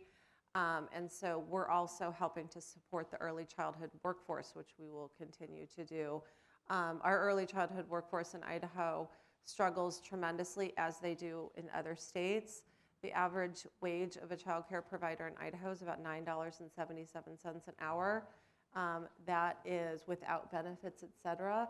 So there's tons of turnover, as you can imagine. You can go to Walmart and make more money than to be a child care provider in Idaho. But we're continuing to look for creative ways and solutions to recruit folks into the early childhood field, because we can talk about building childcare and businesses all we want, but if we don't have a qualified workforce in the child care world, this isn't going to work. And so we'll continue to do that and build our early childhood workforce. Very good. And what's next for your association? Well, we're going to take this information that the Chamber has collected for us, and we're going to take it around the state and start to have these conversations on a very sincere level, not just with not just with elected officials, but with the public at large, certainly with our membership, and talk about where we have some opportunities to bring, I mean, in Idaho, we have, what's the number, 70% of women of childbearing age are not in the workforce? Oh, yes. Yeah. So one of the things that, is crystal clear to us is we're not going to recruit our way out of this. I mean, Iowa's a great place to live. You can all come if you'd like. But the reality is we're not going to grow our way out of, or recruit our way out of this. We're going to have to grow from within. And there's so many folks that we can bring to the table that aren't at the table simply because of this very issue. And when we start connecting those dots for our membership, that's, I think, where we're going to start making some headway. And this type of data and this information is going to be critical for it. Hashtag untapped potential. Look at that. Potential, there you go. You just explained this whole thing. I'm on message. Yes. I'm on message. Good job. Yes. So we'll soon be moving on to the Q&A portion of the panel. Did you want to add anything before we do that? Either one of you? No. No? We're good? We're good, yeah. Okay. So we have the first question here, which is, what best practices are you finding as you urge state legislatures to invest in early childhood education? We're not doing that right now. So, and I'm being somewhat, here's the thing. We're going to go around the state and we're going to have these conversations. And when we do our road shows, a lot of legislators show up. At our annual meeting, we'll get, and we don't invite everybody, but we invite our friends, and we'll get about 3/4 of the legislature there. We'll get virtually every statewide elected official there. Last year we talked about this issue. Catherine and Beth and everybody, we brought a lot of data and information to them. Now we're bringing additional data and information to them, and start to have those conversations about, okay, what are some of the things that we could do? Could we have a credit, a tax credit for providing that? Is that small amount just enough to tip the balance to have a Simplot corporation in Pocatello, Idaho decide that they want an on-site childcare at their facility there? Maybe, maybe not. We'll start having those conversations now because I think that we have enough data and information that we're not just talking about it from what's good for kids. We're talking about it what's good for Idaho, what's good for our communities, and how does this matter? And I think that's where the legislature is going to start paying a little closer attention. And I will say too that we're finding that with this opportunity to apply for and receive funding for PDG, their ears are kind of peaking a little bit with this. Do they peak? What do ears do? They peak, they pop. Perk up. Whatever, Perk up. they're listening. And so I had the opportunity to present to our legislature a couple weeks ago to both health and welfare and education committees, just to give an overview of what PDG is and what it's not. The name is a little deceiving, and so I wanted, and I heard a couple of people say, oh, now we're going to have preschool in Idaho. Well, that's not true. That's not what it is. And so I had the opportunity to give an overview, and one of our senators, Senator Risch, was generous enough to do a video congratulating the state of Idaho in receiving this grant, and I was able to show that too, which was kind of funny. But so anyway, the reason that's funny is because Senator Risch is exceedingly conservative, very tied in with the Trump administration, and we have tremendous amount of respect for in the state, and all the legislature has tremendous amount of respect for in the state. And it's unusual for Beth, and I give her a hard time about this. It's unusual for Beth to have that sort of connection because it was sort of a drop the mic moment at that point, because you'd see all these conservatives wanting to come at her about early childhood care and say, people should stay at home. And right. Senator Risch says, this is a great idea. And it's like, oh. And then I said, any questions? And they said no. It was There's great. a really interesting question here from Jackie. It says, do you think the Business Roundtable letter from this year, urging businesses to focus on stakeholders helped create a need for more human-centered decisions like childcare. Are you familiar with the letter? Nope. Okay, so we'll leave that. Are you? Kind of, but it wasn't shared. I mean, in Idaho, I don't think. I don't know. Sorry, Jackie. Sorry. Okay. But send it our way, and we'll Yeah. do something with it. Right. And then we'll let you know. Follow up. Here's one. So it says, what is the role of center-based childcare versus family-based childcare in the state of Idaho? How can you better support the family-based ones? So that's mine. Family-based childcare certainly is more prevalent than center-based childcare. We're a very rural state, as Iowa is, the other Idaho. So through our Idaho Stars project, as I was mentioning, we're really working with family-based childcare. We're looking to see also how we can incorporate family-based childcare into what we're calling our local collaborative initiative. And so that will be interesting as well, because you can't just open up centers all the place. We don't have the money in the state to do something like that, nor do we have the workforce. And also, there's a culture in Idaho that is very family-oriented, very, we take care of ourselves. We don't want to rely on anybody else to do this. And so that's why family childcare in Idaho is so important, and we need to always remind ourselves to continue to ensure that we're providing supports for our family childcare programs, because it's more likely in certain areas of the state that a family is going to want their child in a family childcare center as opposed to a center. That's a friend, that's a neighbor, whoever that might be, and it kind of helps to support that family thoughts in Idaho. Okay. Another question. Tourism is a big part of your economy. Has the hospitality industry come to the table? Yes. The hospitality industry has come to the table. Well, I mean, Idaho's a small state. We're all kind of related in one way or another. My vice president's wife actually represents the hospitality industry. So, yeah, they're at the table. I mean, our organization represents soup to nuts when it comes to the cross-section of Idaho. We represent probably at least half of our employed population in the state. So everybody's at the table. They're all coming at it with different approaches and different thoughts. Some of them have the ability to do that. There are a few areas that are big enough that they would have the force to be able to do on-site childcare or something along those lines. For the most part, I'm guessing no. A lot of them are going to be part of these community collaboratives that we're going to steal from Iowa. But if you think of the hospitality industry as well, Sun Valley is, I'm sure that you're all familiar with Sun Valley.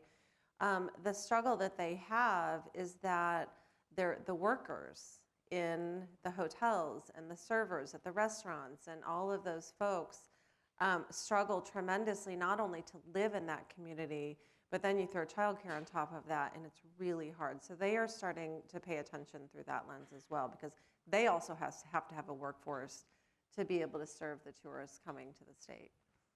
Okay. So in addition to economic data, what other data points have been useful for making the case to your policymakers? None.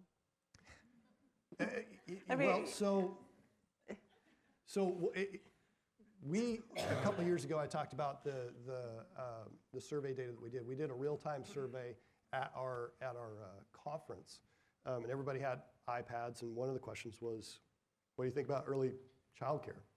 And 85% of my members think that it's great for the state to have a role in early childcare. 85% of the legislators thought it was a terrible idea. It was the single largest gap in policy for our issues out there. And so without the help of the chamber and the Leeds Fellowship, I mean, we did our own survey. Beth did a survey, had some economic components associated with it, to try and give our members some additional data. The legislature has been exposed to that data. Again, we're not asking for them to solve our problem yet. What we are doing is solving the problem our way, and then we will come to them when we have something to talk about.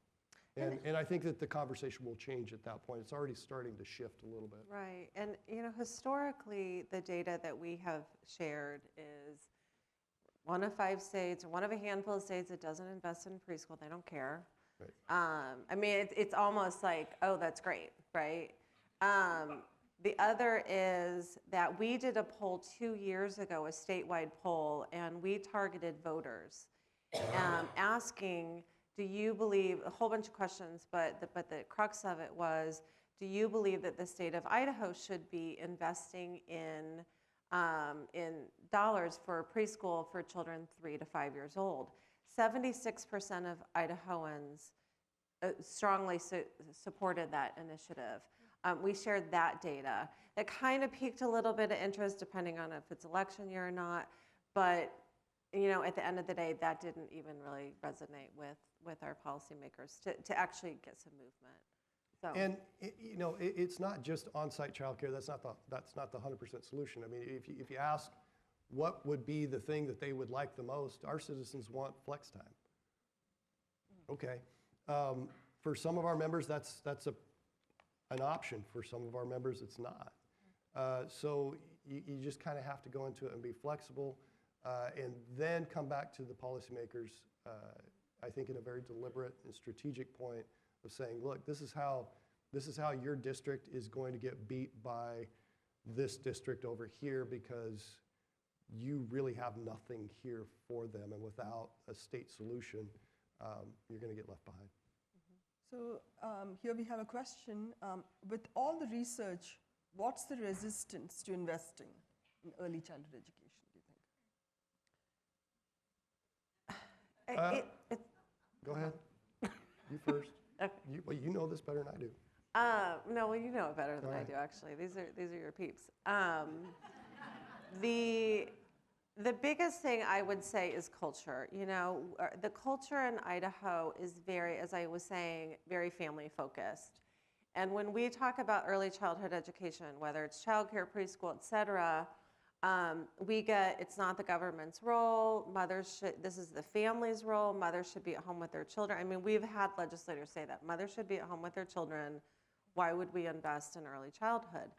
And so, we're a very strong faith-based community in terms of the LDS population, the Mormon population, especially in eastern Idaho. They're kind of taking care of themselves, right? And so it just is a culture thing. And if you look at the makeup of our legislature, not unlike other legislators, but if you look at the makeup, it's typically an older white man who either was a business owner or something like that. And what they know is that in their family, the wife stayed home and the man went to work and the wife raised the children. That's what they know. So it's really hard to change somebody's belief system in terms of the culture. And this is why there won't be a single solution for the state. Right. And we have 3 capitals. We have Salt Lake City, Spokane, and Boise. And they all have very distinct cultures. And so you have to craft solutions that are important for each different region in our state. Okay. Well, thank you so much. Thank for you. the very insightful panel.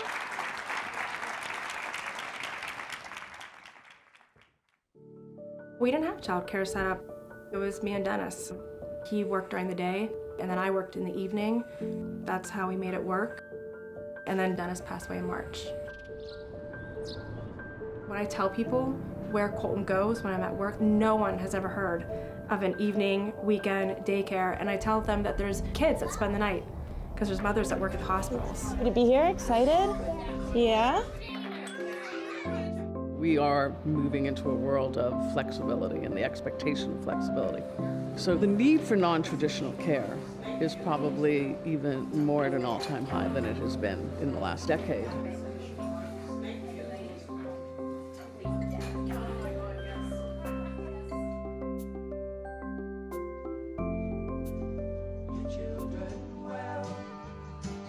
Their father's health did slowly go by, and feed them on your dreams.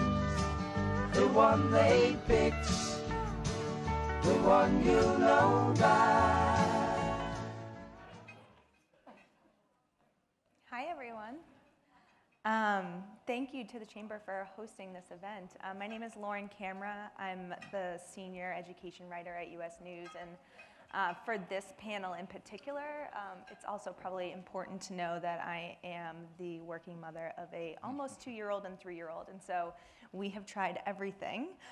We're just throwing it all at the wall and seeing what sticks. But thank you to the panelists for being here. I have to mention, please get your questions ready.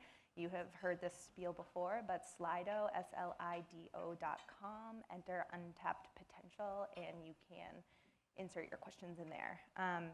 Gonna do a quick introduction to this panel, because you'll see we're a little unconventional, both in name and how many panelists are up here. We have Jean Barr, who's the president and CEO of the Pennsylvania Chamber of Business and Industry. Kara Moody, who is a server and, most importantly, a working mom of her young son, Colton. Leslie Crawford, she's the owner and director of ABK Learning and Development Center, which we are gonna learn a lot about. Really fascinating model you have there. And Andrea Herberlein, the executive director of Pennsylvania Early Learning Investment and Commission. So we're going to jump right in. Jean, let's talk a little bit about the Chamber's report found about $3.5 billion in annual losses a year. How is that impacting your state? Talk to us about what that means. Yeah, pretty big number. And first, let me thank the U.S. Chamber for this. It's one of their another one of the tremendous programs. I'd like to thank them for being involved in this space and being in for so long, even though Cheryl said she's a Cowboys fan, which is extremely disappointing to me. But we'll let that one go. I would argue that number might even be conservative, because, and we've heard a little bit about this on the other panels, that number really directly accounts for lost time, overtime, loss of tax revenue. But it does not account for the fact, particularly for people who can't get into the workforce, the talents that we're losing by not incorporating them into our workforce. The ideas that these people will bring, because they're, as we've said in some of the work that we're doing, which I'll talk about momentarily, sitting on the sidelines back there. And that's unfortunate. It is incredibly unfortunate. I'll briefly describe Pennsylvania. I'm going to let Andrea talk a little bit about the challenges that we have because of what Pennsylvania looks like. People hear Pennsylvania and think Philadelphia and Pittsburgh. But we have one of, if not the largest rural population east of the Mississippi.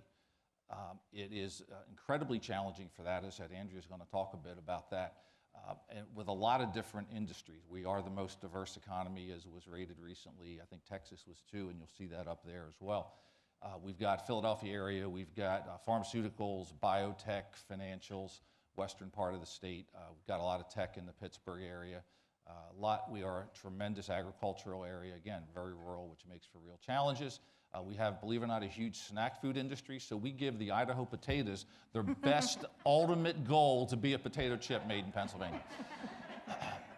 But it creates tremendous challenges. I would say for us as an organization, I've been on the Early Learning Investment Commission for, I think, Andrew will correct me, about 12 years. Wow. And our business guys have bought in saying, great, early education makes a lot of sense, developing the next generation. For me and our organization, I think it took a little time to say, this is not only about developing the next generation, it's allowing this generation of workers the ability to participate fully in the workplace. That's what this is about. And it took us a little time to get there. The governor a few years ago asked me and the head of the AFL-CIO to do this middle class task force. It was great. We said we actually do talk labor and business. It's wonderful. So what we heard across the state, 6 regional meetings, was workforce development is the biggest problem we have. So our governor, to his credit, decided to make it a centerpiece. Working with the legislature, they've passed a number of things. Governor created a workforce development command center, which for me has been eye-opening because we look at it not only from making sure people have the skills, but identifying barriers. And for us, we've begun working on things like criminal justice issues. We're the first state to pass clean slate legislation because it came to me, and again, a number that I never realized, 1 out of every 3 people in Pennsylvania, a state of almost 13 million people, has some type of criminal background that in many cases will deny them the ability to see their full potential. The other one, the main huge barrier we see, is one we're all talking about here today, which is childcare. And for me, it was kind of funny listening to the folks from Idaho. It was exactly right. There was this dawning awareness for me about what all this means. We heard it on the Workforce Command Center that we're doing, along with the AFL-CIO and some cabinet secretaries. But I went to a meeting in Philadelphia that was put on by HHS, and I'm looking around the room. There's about 70 people in the room, and I start going, there are 6 males in this room. Okay, this might be the problem. And then someone else said, we need to get to the CEOs, and it was exactly as Beth said. I said, you can go to CEOs, they're going to be people, to be blunt, who look a lot like me, who grew up in a blue-collar neighborhood. Dad went to work at the oil refinery or to the Scott paper plant or wherever, and the mom stayed home. And our guys, okay, we kind of don't get it. You have to make sure that we get it. And we have to make sure that we communicate that. So our goal was to break down those barriers. Again, we came a little bit later than many of my other colleagues here, but we're working on this and understand this is something that has to be done if we are going to take advantage of the utmost talents in our workforce. Because, and I'll close with this, the scariest thing that I've seen in the work that we've done on the Workforce Command Center is this. It's our demographics, which this declining number that we have because of the hollowing out of small towns in Pennsylvania of young people. So, great to have a low unemployment rate. What's your labor participation rate? And we've got to get people off the sidelines. We have to make sure we push that labor participation rate up because we can't figure out our immigration problems because we can't get that work together at the national level. So we've got to take the utmost advantage of the talent we have in our workforce and get people involved in the workforce. Andrea, give us a little bit a lay of the land, if you will, of the early childhood offerings in Pennsylvania and some of the biggest challenges. Sure. So we are fortunate in Pennsylvania that we actually are the first state that was able to bridge early learning between 2 kind of historically siloed departments, the Department of Human Services and the Department of Education. And so with that, in 2007 was the formation of the Office of Child Development and Early Learning, which is OCDEL. And so that gives us, you know, kind of a step up when it comes to a coordinated system of care. And that shared governance system has really been effective in supporting all of our providers. And so in Pennsylvania, especially with the formation of OCDEL, we've worked really hard to, when you think about childcare in Pennsylvania, hopefully you're thinking about, you know, accessible, affordable, and quality childcare. So we do have a very mature and inclusive quality rating improvement scale, which is our system, which is our Keystone Stars. And when I say inclusive, I mean that it begins at Star 1 with all certified, fully certified providers, so family centers, and going up to, you know, what we define as high quality, you know, when we do reciprocal accreditations, like federal accreditations like NACE and Head Start, which is really helpful when we ask that question, you know, what is quality? I think it's also really important to mention that Pennsylvania, from, you know, kind of the inception of OCDEL, has made it a priority to prioritize mixed delivery systems. So, for example, childcare is the largest recipient of our pre-K counts funding, which is our state-funded pre-kindergarten dollars for at-risk children. And, you know, we have had steady and consistent investments in early learning and childcare. Is it enough? No, it is not. But, you know, beyond that, we do have, you know, challenges that emerge. You know, and I think really it's come to everybody's attention, you know, that it really is important to think about the stability and the sustainability of the system, our childcare providers. A primary example is with base rate compensation. So childcare subsidies, the amount that a provider gets reimbursed for their children receiving subsidies. And when it is just a fraction of the cost that it actually takes to provide care, I mean, that's just unstable. You know, it's unsustainable. And we mentioned this earlier, the amount that teachers get paid, teachers' compensation, again, it's unsustainable.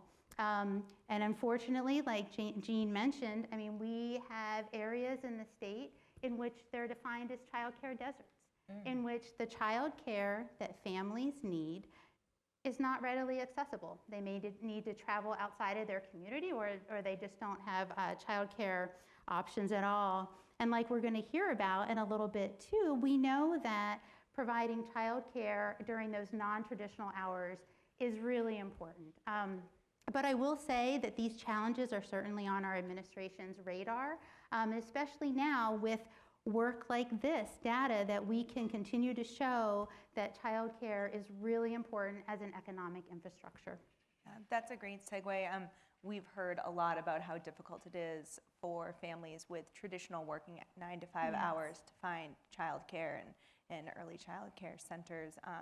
For families who are looking for perhaps non-traditional hours, overnight, late evenings working, becomes exponentially more difficult. And Kara, thank you so much for sharing your family story with us. I'd love to hear you talk a little bit about how that was so challenging for you in trying to find the care and how you ended up with ABK. I found ABK because I was put in a position that I didn't think was ever possible. I had no idea what I was going to do. I thought maybe I would do in-home childcare, but the expense of that would have been more than half my paychecks. I thought maybe I would have to switch jobs, look for something different that would maybe be more regular hours, but you know, I have background in retail, but malls are open till 9, so chances are I would probably still need some sort of unconventional care. I was lost. I had no idea what I was going to do. I was scared. I was at a neighborhood playground just crying, and a parent came up to me and said, "What's wrong? Are you okay?" I told him what had happened, and he said, "You need to contact ABK. Talk to Miss Leslie." And I called immediately, spoke with her, and with Leslie, and she said, "We're here for you. We're here for our families." And I said, "When can you start?" She said, "You can bring him tomorrow, whenever we're here for you." Thank you. And Leslie, there are not many programs like yours around the country. No. Tell us a little bit about why, how did you, Why and how for families like Andrea's, like Kara's. Yeah. And what she didn't say was that she did lose her husband suddenly. And so that loss put her in a position where she was currently when the parents seen her crying in the park. And my daughter has children, and she worked a straight 3 to 11, either a 3 to 11 or 11 to 7. Now for her, that wasn't difficult because she had, I always say this, and I say that in the video as well, she had a village of people that she could rely on. My husband and I both are in the service industry, so we worked a traditional schedule, straight 9 to 5. So she could always rely on either me, him, her sister, her brother, or somebody to provide care for her children, but her friends were not in that same position. And so it was like, I'm a teacher as a profession, and she just kept on saying, "Mom, you should just really open a daycare because, you know, everybody's struggling to find somebody to watch the kids." And I'm like, I could take them all at my home, of course, because that's just the type of person that I am. But I didn't want to get in trouble with the state, so I was like, I don't think I'll do that. So I was like, we better do this the right way. And so I just set out to do that, and was surprised that there are people that definitely need it at first. Not just her, because she would mention it all the time, but I was like, I don't know if there's a lot of people that need it, but she was like, I think there is. And so we just set out to just open ABK and just to see where it was. And now that we have opened it, the best shift that I have is the non-traditional. I would rather do that instead of the traditional because the benefits of it far outweigh You know, especially when you have parents like Kara, like people that you really can help because they have a need. So the parents that I do service, like Kara, are definitely would not be able to work if we weren't there to provide that service for them. And what type of professions are you seeing? So Kara, who works in hospitality, she's in the hospitality industry, but we have a lot of parents that work at the hospitals. And so they have that non-traditional, they work like 312s possibly. And those 312s can be any type of a shift.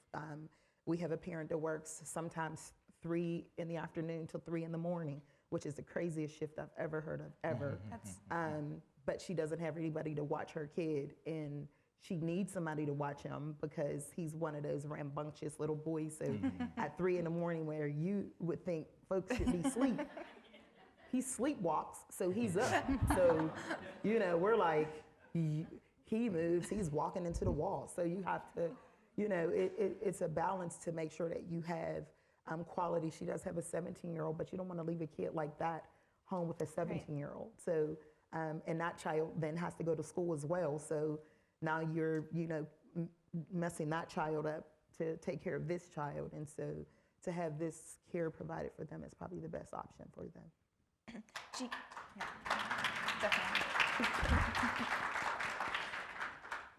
Jean, any interest in industries in Pennsylvania trying to provide more childcare options? Yeah, there really is. And I should have mentioned we're the largest broad-based business advocacy group, so we work a multitude of different issues. We have about 10,000 members across Pennsylvania in all those different industries. It really is. It's starting to emerge because it strikes me that now we all need to really rally around this, particularly now, not only because of these issues that we see, but because now is the time when businesses are looking to attract talent. There's a tremendous competition for talent. So you can offer the dollars, but you can also say, hey, by the way, come to work for us. We've got this childcare option for you. And look, let's be honest, the off hours are the most challenging, and it's tremendous you found a way to be able to provide that. But those are the most, whether it's shift work or longer hours. But I do have members who are starting to say, let me do this. In fact, one of my board members called me just the other day and told me about what he's doing. There's some folks at the Philadelphia Navy Yard, which is an amalgamation of a lot of fairly big employers down there, who have said, hey, maybe we can get together and figure out how we provide our own. And we've kind of taken that and said to some other people, and that's unfortunately still embryonic, but have said to some others, we understand you've only got 100 employees, you're not going to provide childcare. But you're in an area where you've got 12 employers that have 100. Maybe you guys can get together and do this. Now, the challenge to that we found from these workforce command centers, we've done regional meetings in Pennsylvania. There was a guy who ran, I believe it was a healthcare provider, and he said, look, I would love to do it because I'm having trouble, people calling off, the child's sick, et cetera. I don't know, he said, but I don't know where to start. So one of the things we're talking about at the command center work, because we've got all the state agencies in there, is how do we communicate what you need to do to start one? What are the guidelines? What are the requirements? And to be able to have the state government say, okay, great, we'll help you do that, because that information is not readily available. So having all the agencies in a room talking about that provides us the ability to say, how can we be innovative? And how can we start to provide that? So we're hoping to kind of, again, knock down the barriers that we see to get people off the sidelines and into work. And Andrea, how is ELC sort of trying to tackle these gaps that you see as they come up, and have you had much success engaging the business community? Sure. So I guess I should start by explaining that the Pennsylvania Early Learning Investment Commission is a commission of the governor's office. It was formed in 2008 under executive order, and we are a commission of senior level business leaders across the state of Pennsylvania. And our business leaders really understand deeply the importance that childcare, early learning, quality early learning has to the workforce and to the economy. So the primary way in which ELIC, the Early Learning Investment Commission, works to address the childcare shortage is by sharing that message. I will tell you, I'm relatively new in this position. I have a background in early childhood, and I tend to think that, everybody knows the longitudinal benefits, right? I mean, and that's not true at all. And so by having this, non-traditional stakeholder voice, highly influential, our commissioners have made tremendous progress in increasing, the awareness of this issue. think our commissioners have spoken to hundreds and hundreds of legislators, of businesses, communities on the necessity of increased public investments to increase greater access, affordability, and quality. But to really build on that, I mean, certainly we have this focus, on state level work, but our commissioners are really invested in their local communities, and we have some amazing regional groups. As a matter of fact, we did have one of our regional group commissioners in the audience. I'm not sure if he's still here, but it is in Western Pennsylvania. Our Blair County Early Learning Investment Commissioners really have put a stake in the ground when it comes to quality child care. And so our commissioners made a really concerted effort to rally other local businesses and industries and, again, talk about the importance of the issue, but ask kind of for some skin in the game. And so with, a variety of donations, they were able to establish what they call the Early Education Improvement Endowment Fund. And so these are dollars that they're continuing to invest in to use to increase quality through, teachers' qualifications, facility improvement, equipment, and supplies. And this group also has taken it even further where they're meeting with businesses and industries and making sure that like their HR departments and their businesses are really thinking about the importance of offering FSAs, that flexible spending account for dependent care, in their benefit package, and beyond that, making sure that their employees actually understand what this benefit is and how to use it. And then we have kind of, on another end of or side of the coin, our co-chair, Stephanie Dallavera's company Sheets, has really made a distinct effort to be part of the solution by opening up a high-quality child care center in their support campus. And what about specifically filling sort of the non-traditional hours? Is there any sort of focus on that, the 24-hour centers, things like that? So at this point, there really hasn't been, but I think with, the report bringing these challenges up, we have some really strong statistics and data to be able to start those conversations. Yeah. And Leslie, what would you tell people about the demand that you see for what you're offering? People who may want to be interested in replicating what you've built, what advice would you give? I would give them the advice that they really should think hard about it. And I mean real hard. Simply because it's just a huge challenge to, because we talk about this whole workforce thing. So we are part of the workforce too. And so having qualified staff to man that is difficult for us too as providers or centers. So that would probably be the biggest thing. Like, you really have to think about it. For me, it probably wasn't a decision that was difficult, simply because I come from a place of help, a service. So for me, it was relatively easy to say, no, this is a service that we definitely want to provide, and we should go full steam with it, and this, that, and the other. And then I had a core of people to support that, which was my family. They really didn't have a choice. Everybody had to work it. That's like old school. So like what mom does, everybody have to. So they started with me in this thing, in this process of having this daycare center, this non-traditional center, to help us get it to a place where now we do have other staff that have bought into it and love the idea and the concept of it, and they've been with us throughout the time that we've been there. But I would tell them to really think about it. It's a decision. It's something that you will get a lot of benefit from.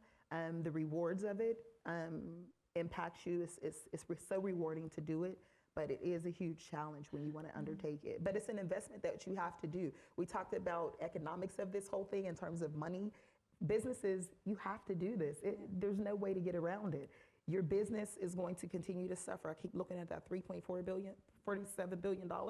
Like that, look at that for, year after year after year of businesses struggling to keep people at work. A lot of my parents, if I wasn't there, they couldn't work. She would be at home trying to figure out, a new pathway to provide for her child if she didn't have that. She needed her job, the one that she had. She already suffered a loss. So now she was going to have a double loss on top of that if she had to switch positions and go someplace else. How devastating is that after you've lost your husband and you've had this, you know what I mean? So we want to make sure that we continue to provide this type of a service.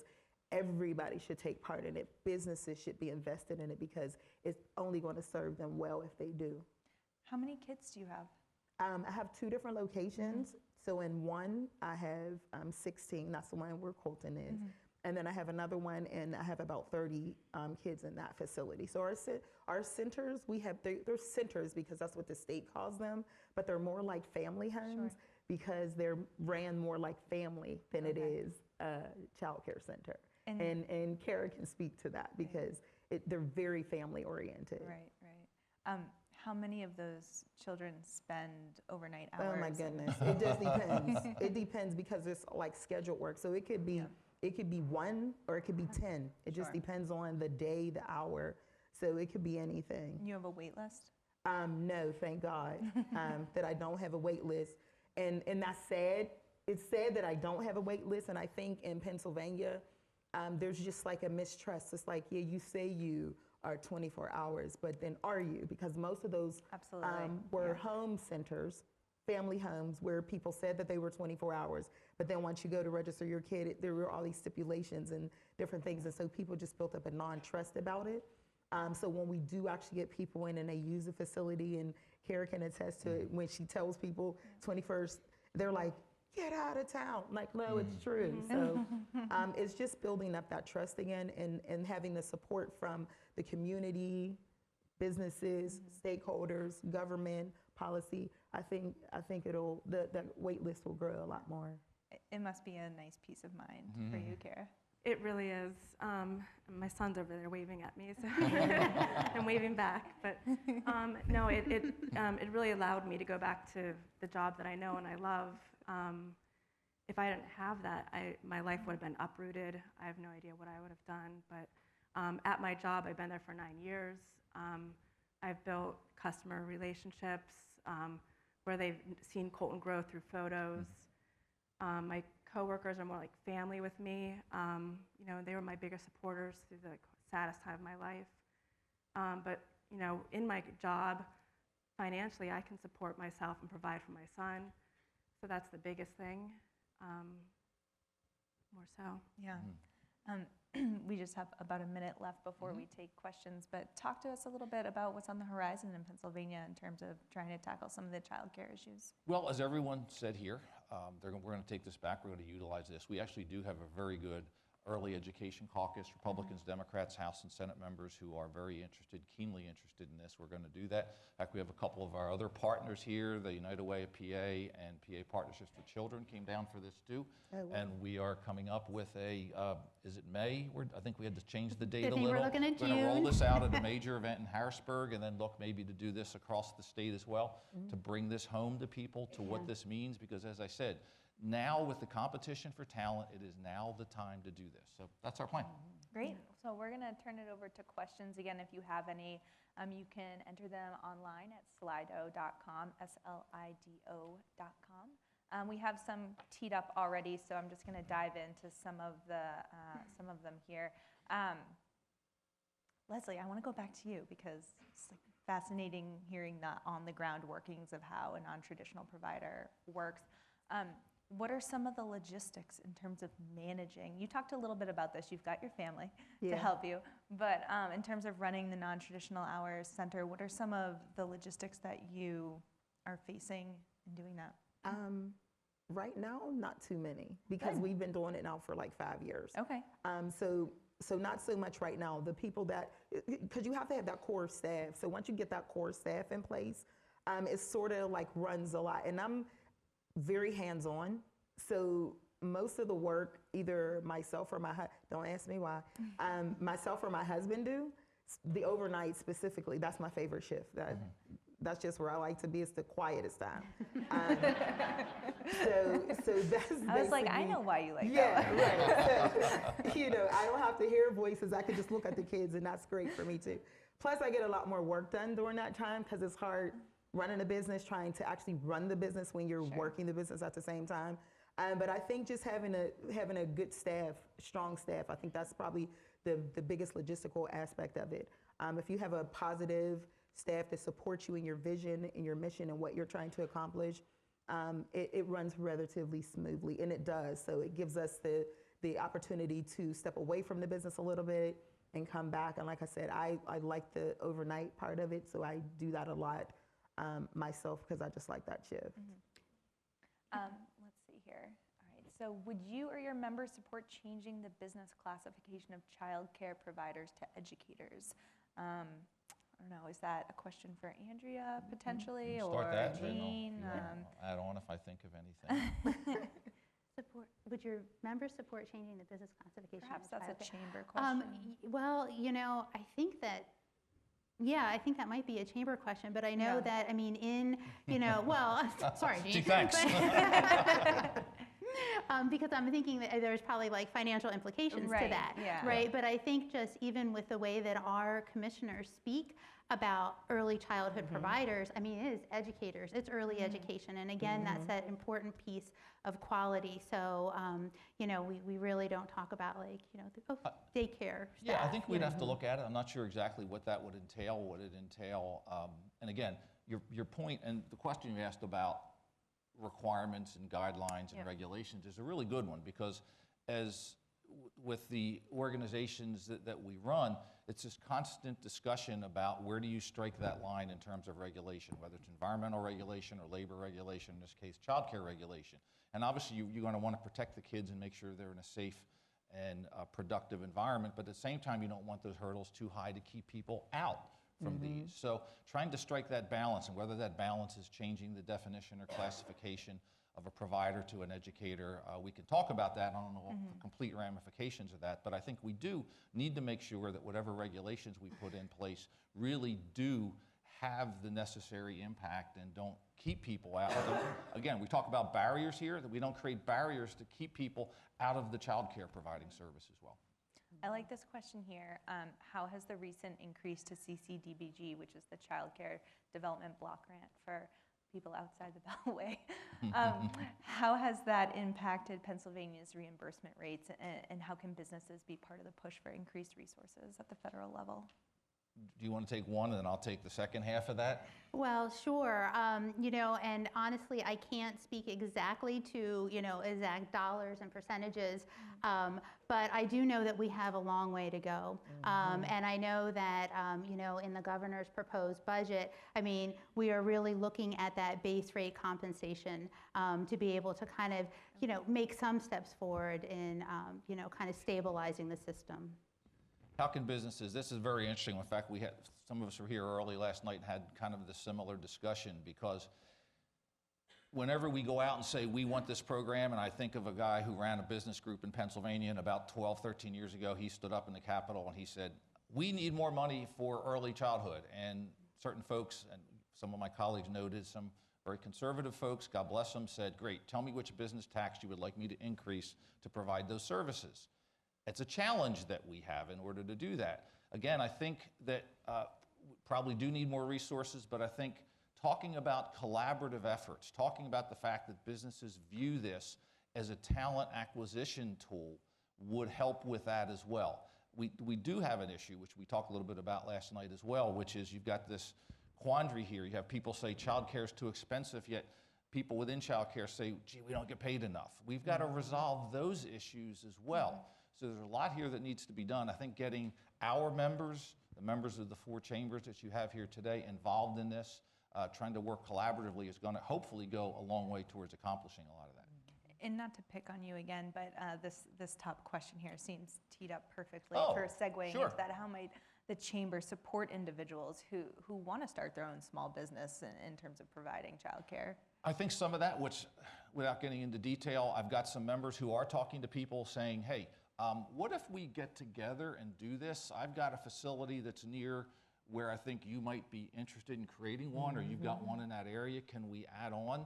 I think, again, it goes back to the regulations, making sure that the regulations are intended to do what they're supposed to do. That is, keep kids safe in a secure environment where they learn and are not unduly burdensome to keep people out of that. So it's a couple different prongs on that. And Leslie, are you able to blend different sources of funding for your state, for example, in order to make your program affordable? Or Yeah, how so we you do that? blend. So we have Okay. private pay, we have subsidized family. So it is a blending. That's sort of what helps it, run, basically. You know what I mean? That takes care of the staff salaries and different things like that that we are responsible for in terms of food and different things like that. So we do blend those things in order for them to work. So. And I guess we have time for one last question here. How can we encourage businesses who are seeking to provide care options for their employers? Great question. I think, and I know we're kind of looking at the zeros there.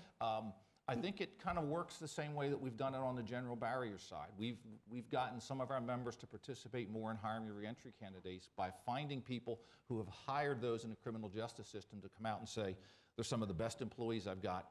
They're the most incredibly loyal. And as one of them said, hey, look, they used to run a business. They know supply side, they know customers. It was an illegal business, but these guys are really good. So trying to find the businesses that have identified providing childcare options and have utilized that in a very positive way, highlighting those discussions to get other businesses to say, hey, wow, that's one way that I can get the talent I need to make my business more competitive. Great. Well, a big round of applause for Thank you. all these panelists. Thank you so much.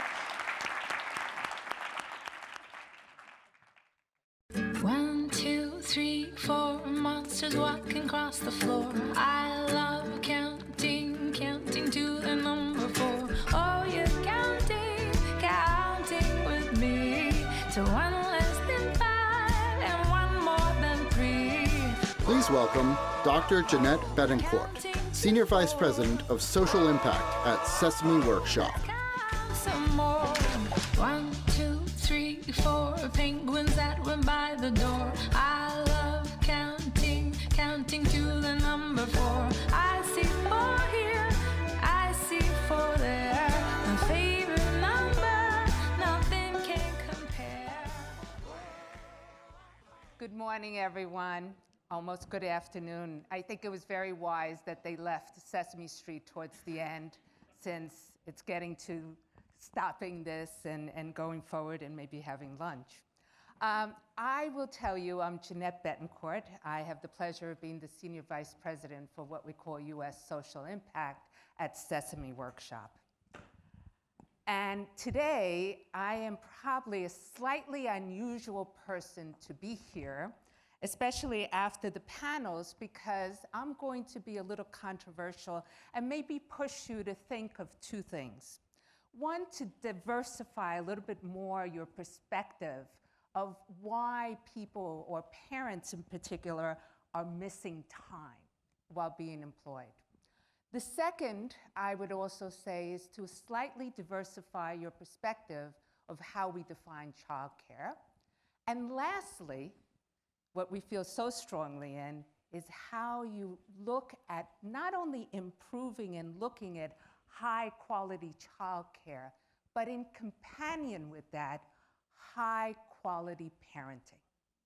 Because if we don't do that, our future workforce will not succeed. So in thinking much more holistically, I'm going to take you through a little bit of non-Sesame things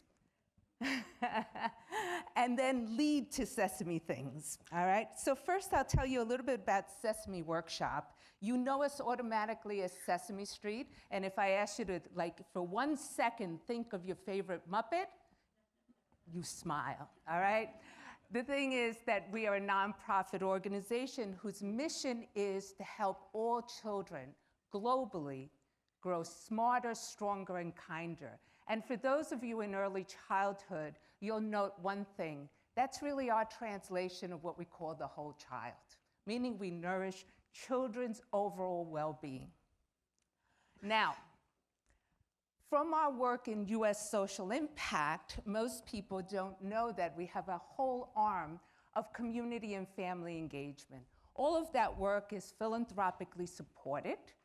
And it is really focused on 3 pillars. And you'll find that we love things in 3s. One is all of our work around autism and understanding really how autism is not stigmatized and how we bring the general community and the autistic community together.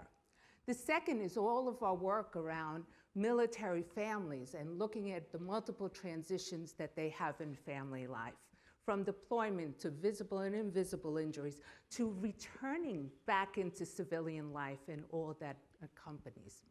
But one of the reasons I'm also here is our third model, which is really going back to our roots, and it's called Sesame Street and Communities. And I'll tell you about more of that in a second.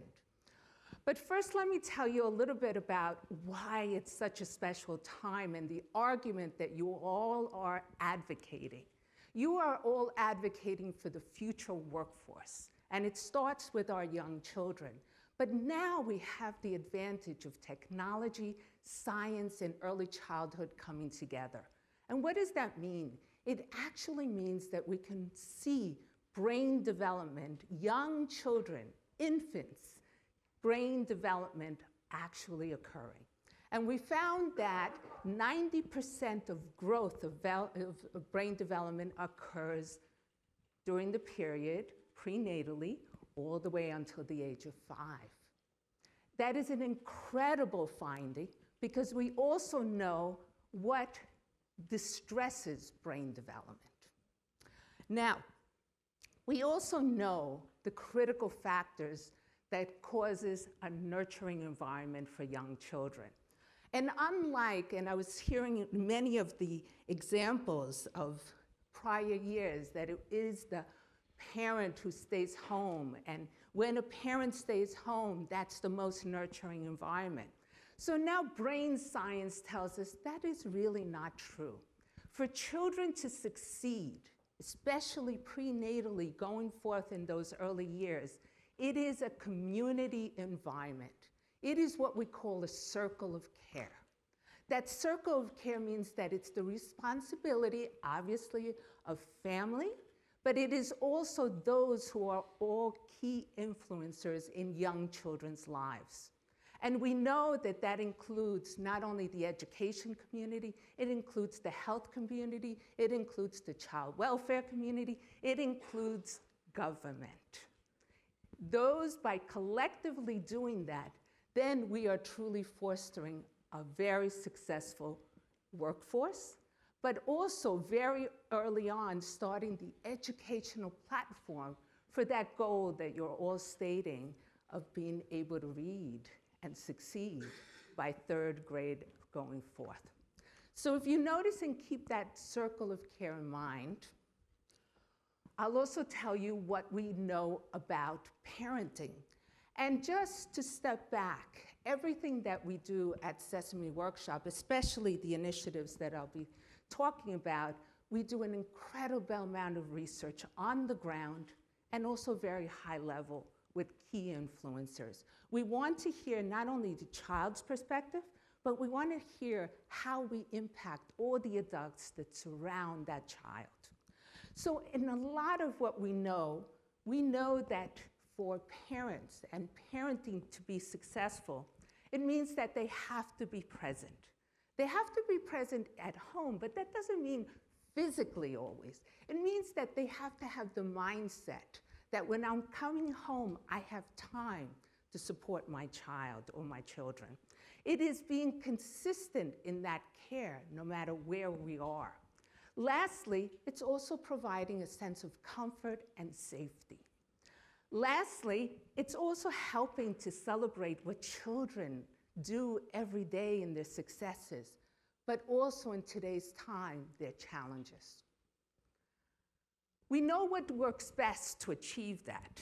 And from really advocating parent or caregivers in the workforce, it means not only that it's the child care itself, it means how that parent or caregiver is connecting to that child care program, but as well as to their family.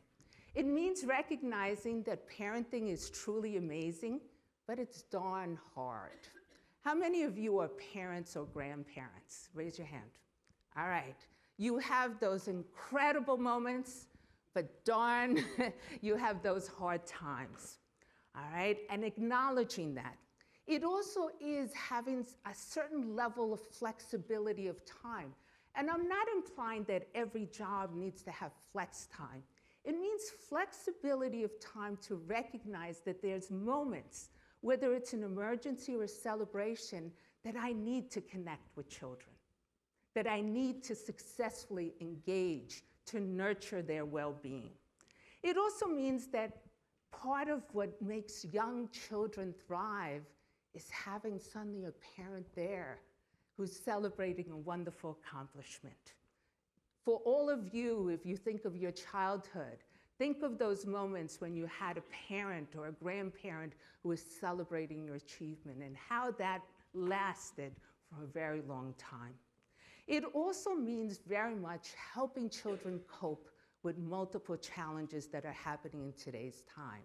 And here is why I say that, all right?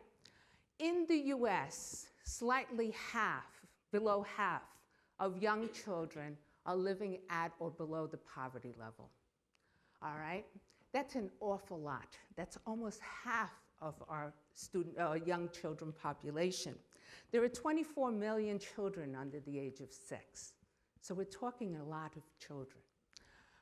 We also know that children struggle with what we call traumatic experiences. And actually, 1 in 4 children under the age of 6 actually struggle with at least one traumatic experience. What are traumatic experiences? And why is that related to brain science? Traumatic experiences are really the things that are hitting young children chronically and affecting them constantly in their home life. So some of those are identified here. 1.9 million children experience a parent who's incarcerated or engaged in the judicial system. This is a striking statistic for all of you. 5.7 million children under the age of 11 have a parent in the household who's addicted. We have also special needs. 1 in 59 children are on the autism spectrum. And this is another statistic we don't account for.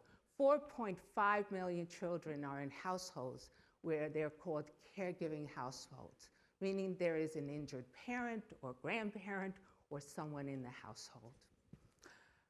Here is what we do. Sesame Street and Communities is a model where we engage in the community. We go in and bring resources to support both sides of those that influence young children, parents and caregivers, but we also go in and strike those that are key influences, whether it's the health community, whether it's the early childhood community.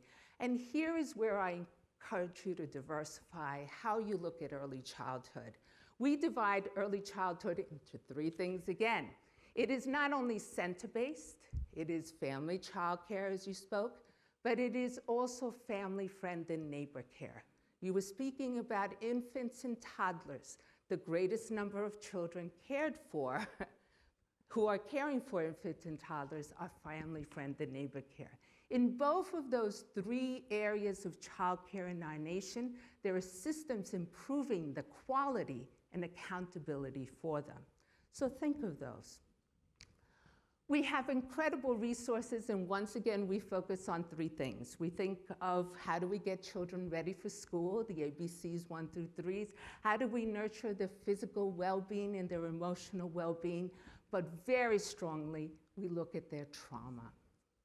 Hi, Abby here, and do you know what I really love? I really love reading. Well, I'm still learning to read, but I really love when my mommy and daddy read to me. And we read lots of things together, like signs and recipes and cereal boxes. We read just about anything, and the more they read to me, the more I learn to read. It's just like magic. And right now, I'm gonna ask my mommy if she'll read a book to me.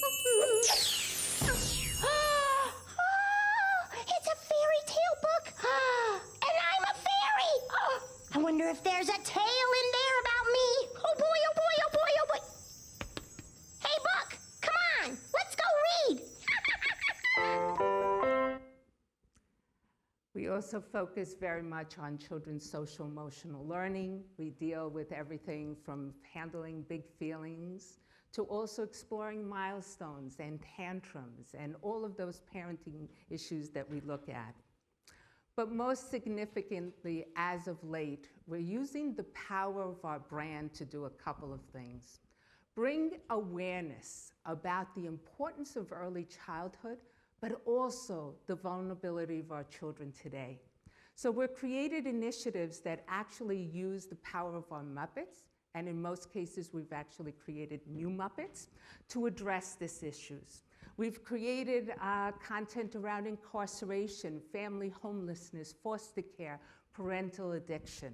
But we use the power of our Muppets, but we also use the power of children's voices. I'm going to show you a video that's actually not of our Muppets, but of a young family.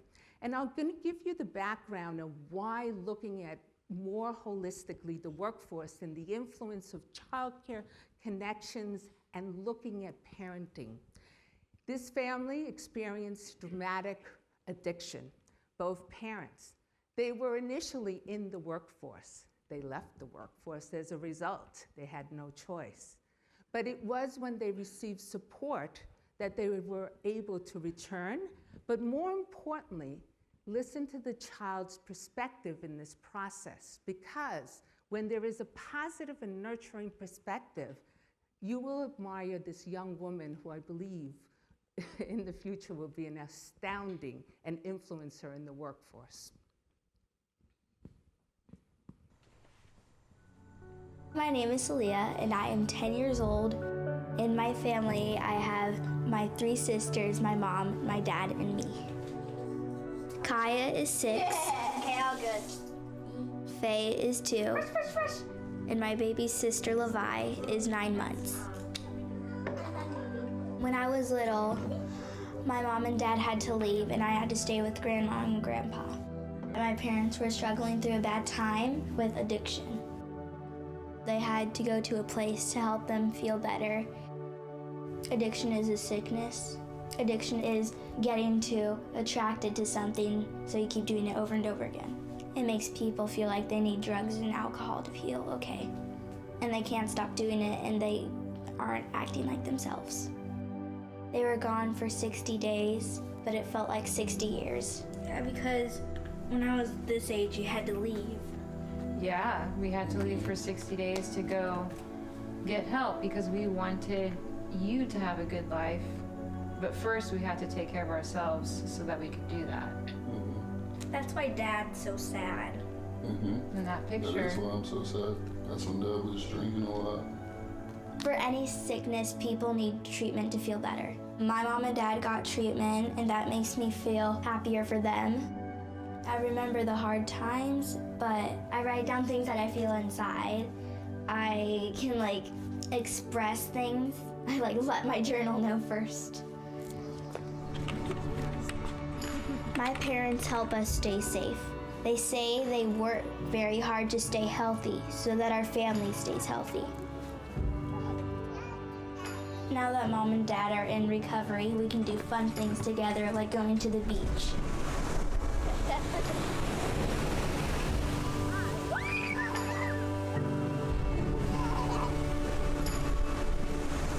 I find so much stuff in the water, like shells and littler creatures. I'm proud of Mom and Dad for asking for help and not using drugs or alcohol anymore. And they're proud of me for just being me. Going through tough times is harder for families, but when they get to the end of it, they end up stronger.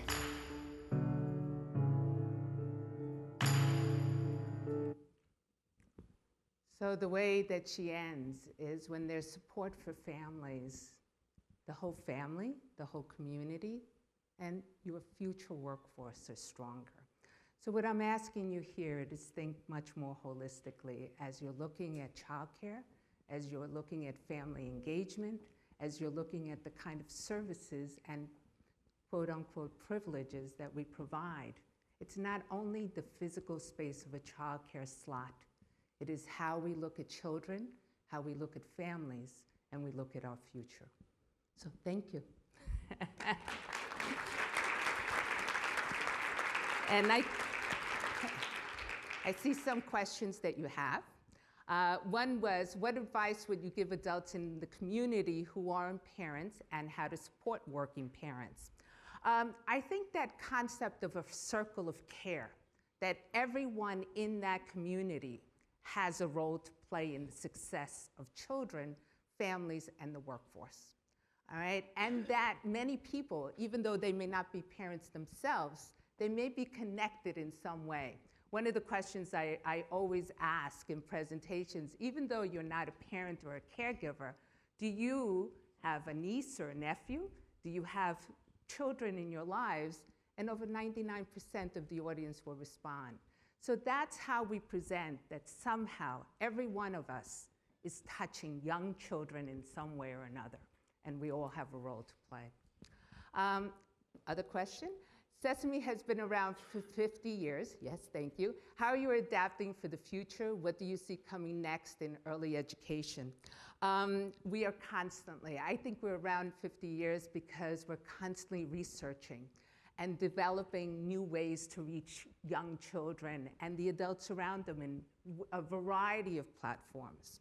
We're looking into virtual reality and looking at that future, but we're also very traditional. The work I do, there's many sort of print things that I also engage in. So we like to look and see what is the scope of the way we reach children and families and all the adults around them. The other aspect of what do we see in the future is basically, I'll speak more from the social impact. We see continued trauma that's not being addressed. One of the next topics that we will be launching will be community and gun violence. All right, so we are constantly looking at elements.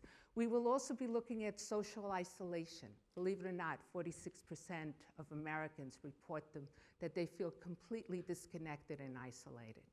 And what is that impact on parenting? So those are issues we'll be addressing. Lastly, how can we use technology and devices in the home to help parents parent rather than use screens to distract? I think one of the things that we always say about screens, it's the content on the screen. It is not how you use the screen, it's what's on that screen.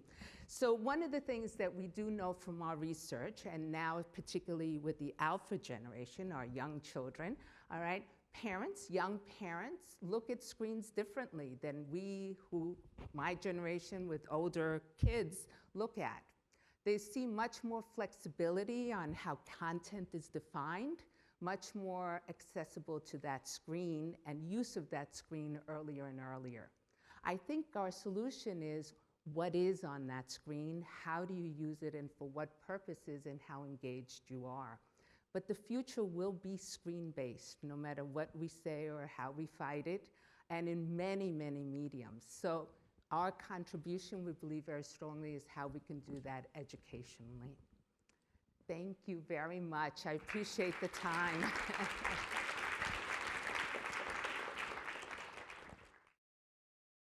Working 9 to 5, what a way to make a living. Please welcome Julia Barfield, Senior Manager of Policy and Programs at the U.S. Chamber of Commerce Foundation. I will be short and sweet. I just want to say a few words of thanks for all of you. I did have to walk up to Dolly because she's awesome and she's a great champion for kids. But I want to say a few things. First, we were thinking a lot about what to title this project, what to call these reports, and Cicero and our team were kind of looking at the different reports, and they came up with the phrase Untapped Potential. And originally, it was going to be Idaho's, and we're going to come up with some other titles, but we thought this totally encompasses what we're hoping to capture in this project. We have talked so much about all of the challenges, and I'm not here to minimize any of the challenges that these childcare systems have and these states have. But What I really want to see is a world in which Pennsylvania isn't losing $3.47 billion, but what our communities would look like, what our families would look like, and what our businesses would look like if Pennsylvania was gaining that back. So I'm hoping to leave you with some optimism. We don't have all the answers, which is why we are working with so many people, because it really is going to take a community. And so I do want to thank a few people. In the meantime, some of the people will be handing out surveys, so we'd love to get your feedback on this event. But I want to thank our design team. This is incredible and way better than I could have ever imagined. I told them to put as much color as they could. Our events team and our catering, you guys have made this incredible. I can't wait to taste the food. I want to thank all of our state partners. You all have been incredible partners for us. I'm so looking forward to our road show together, but really we could not have and we would not have done this without you, because your expertise and your relationships and your ability to get things done is powerful. And I don't think anyone would have known about how incredible an advocate Scott Waller was before he came up here. So I hope you guys can see the incredible people that we get to work with and that I feel so privileged to work alongside. So thank you all. Last but not least, I want to thank our foundation team. I am really so proud to be working alongside Caitlin, my boss, Libby Goodell, who managed all the registration and volunteers, Abby Hills, who live tweeted and created social graphics and spell checked everything. I really just am so proud to be working along such incredible people. So thank you all for coming, and we'll see you at our next event.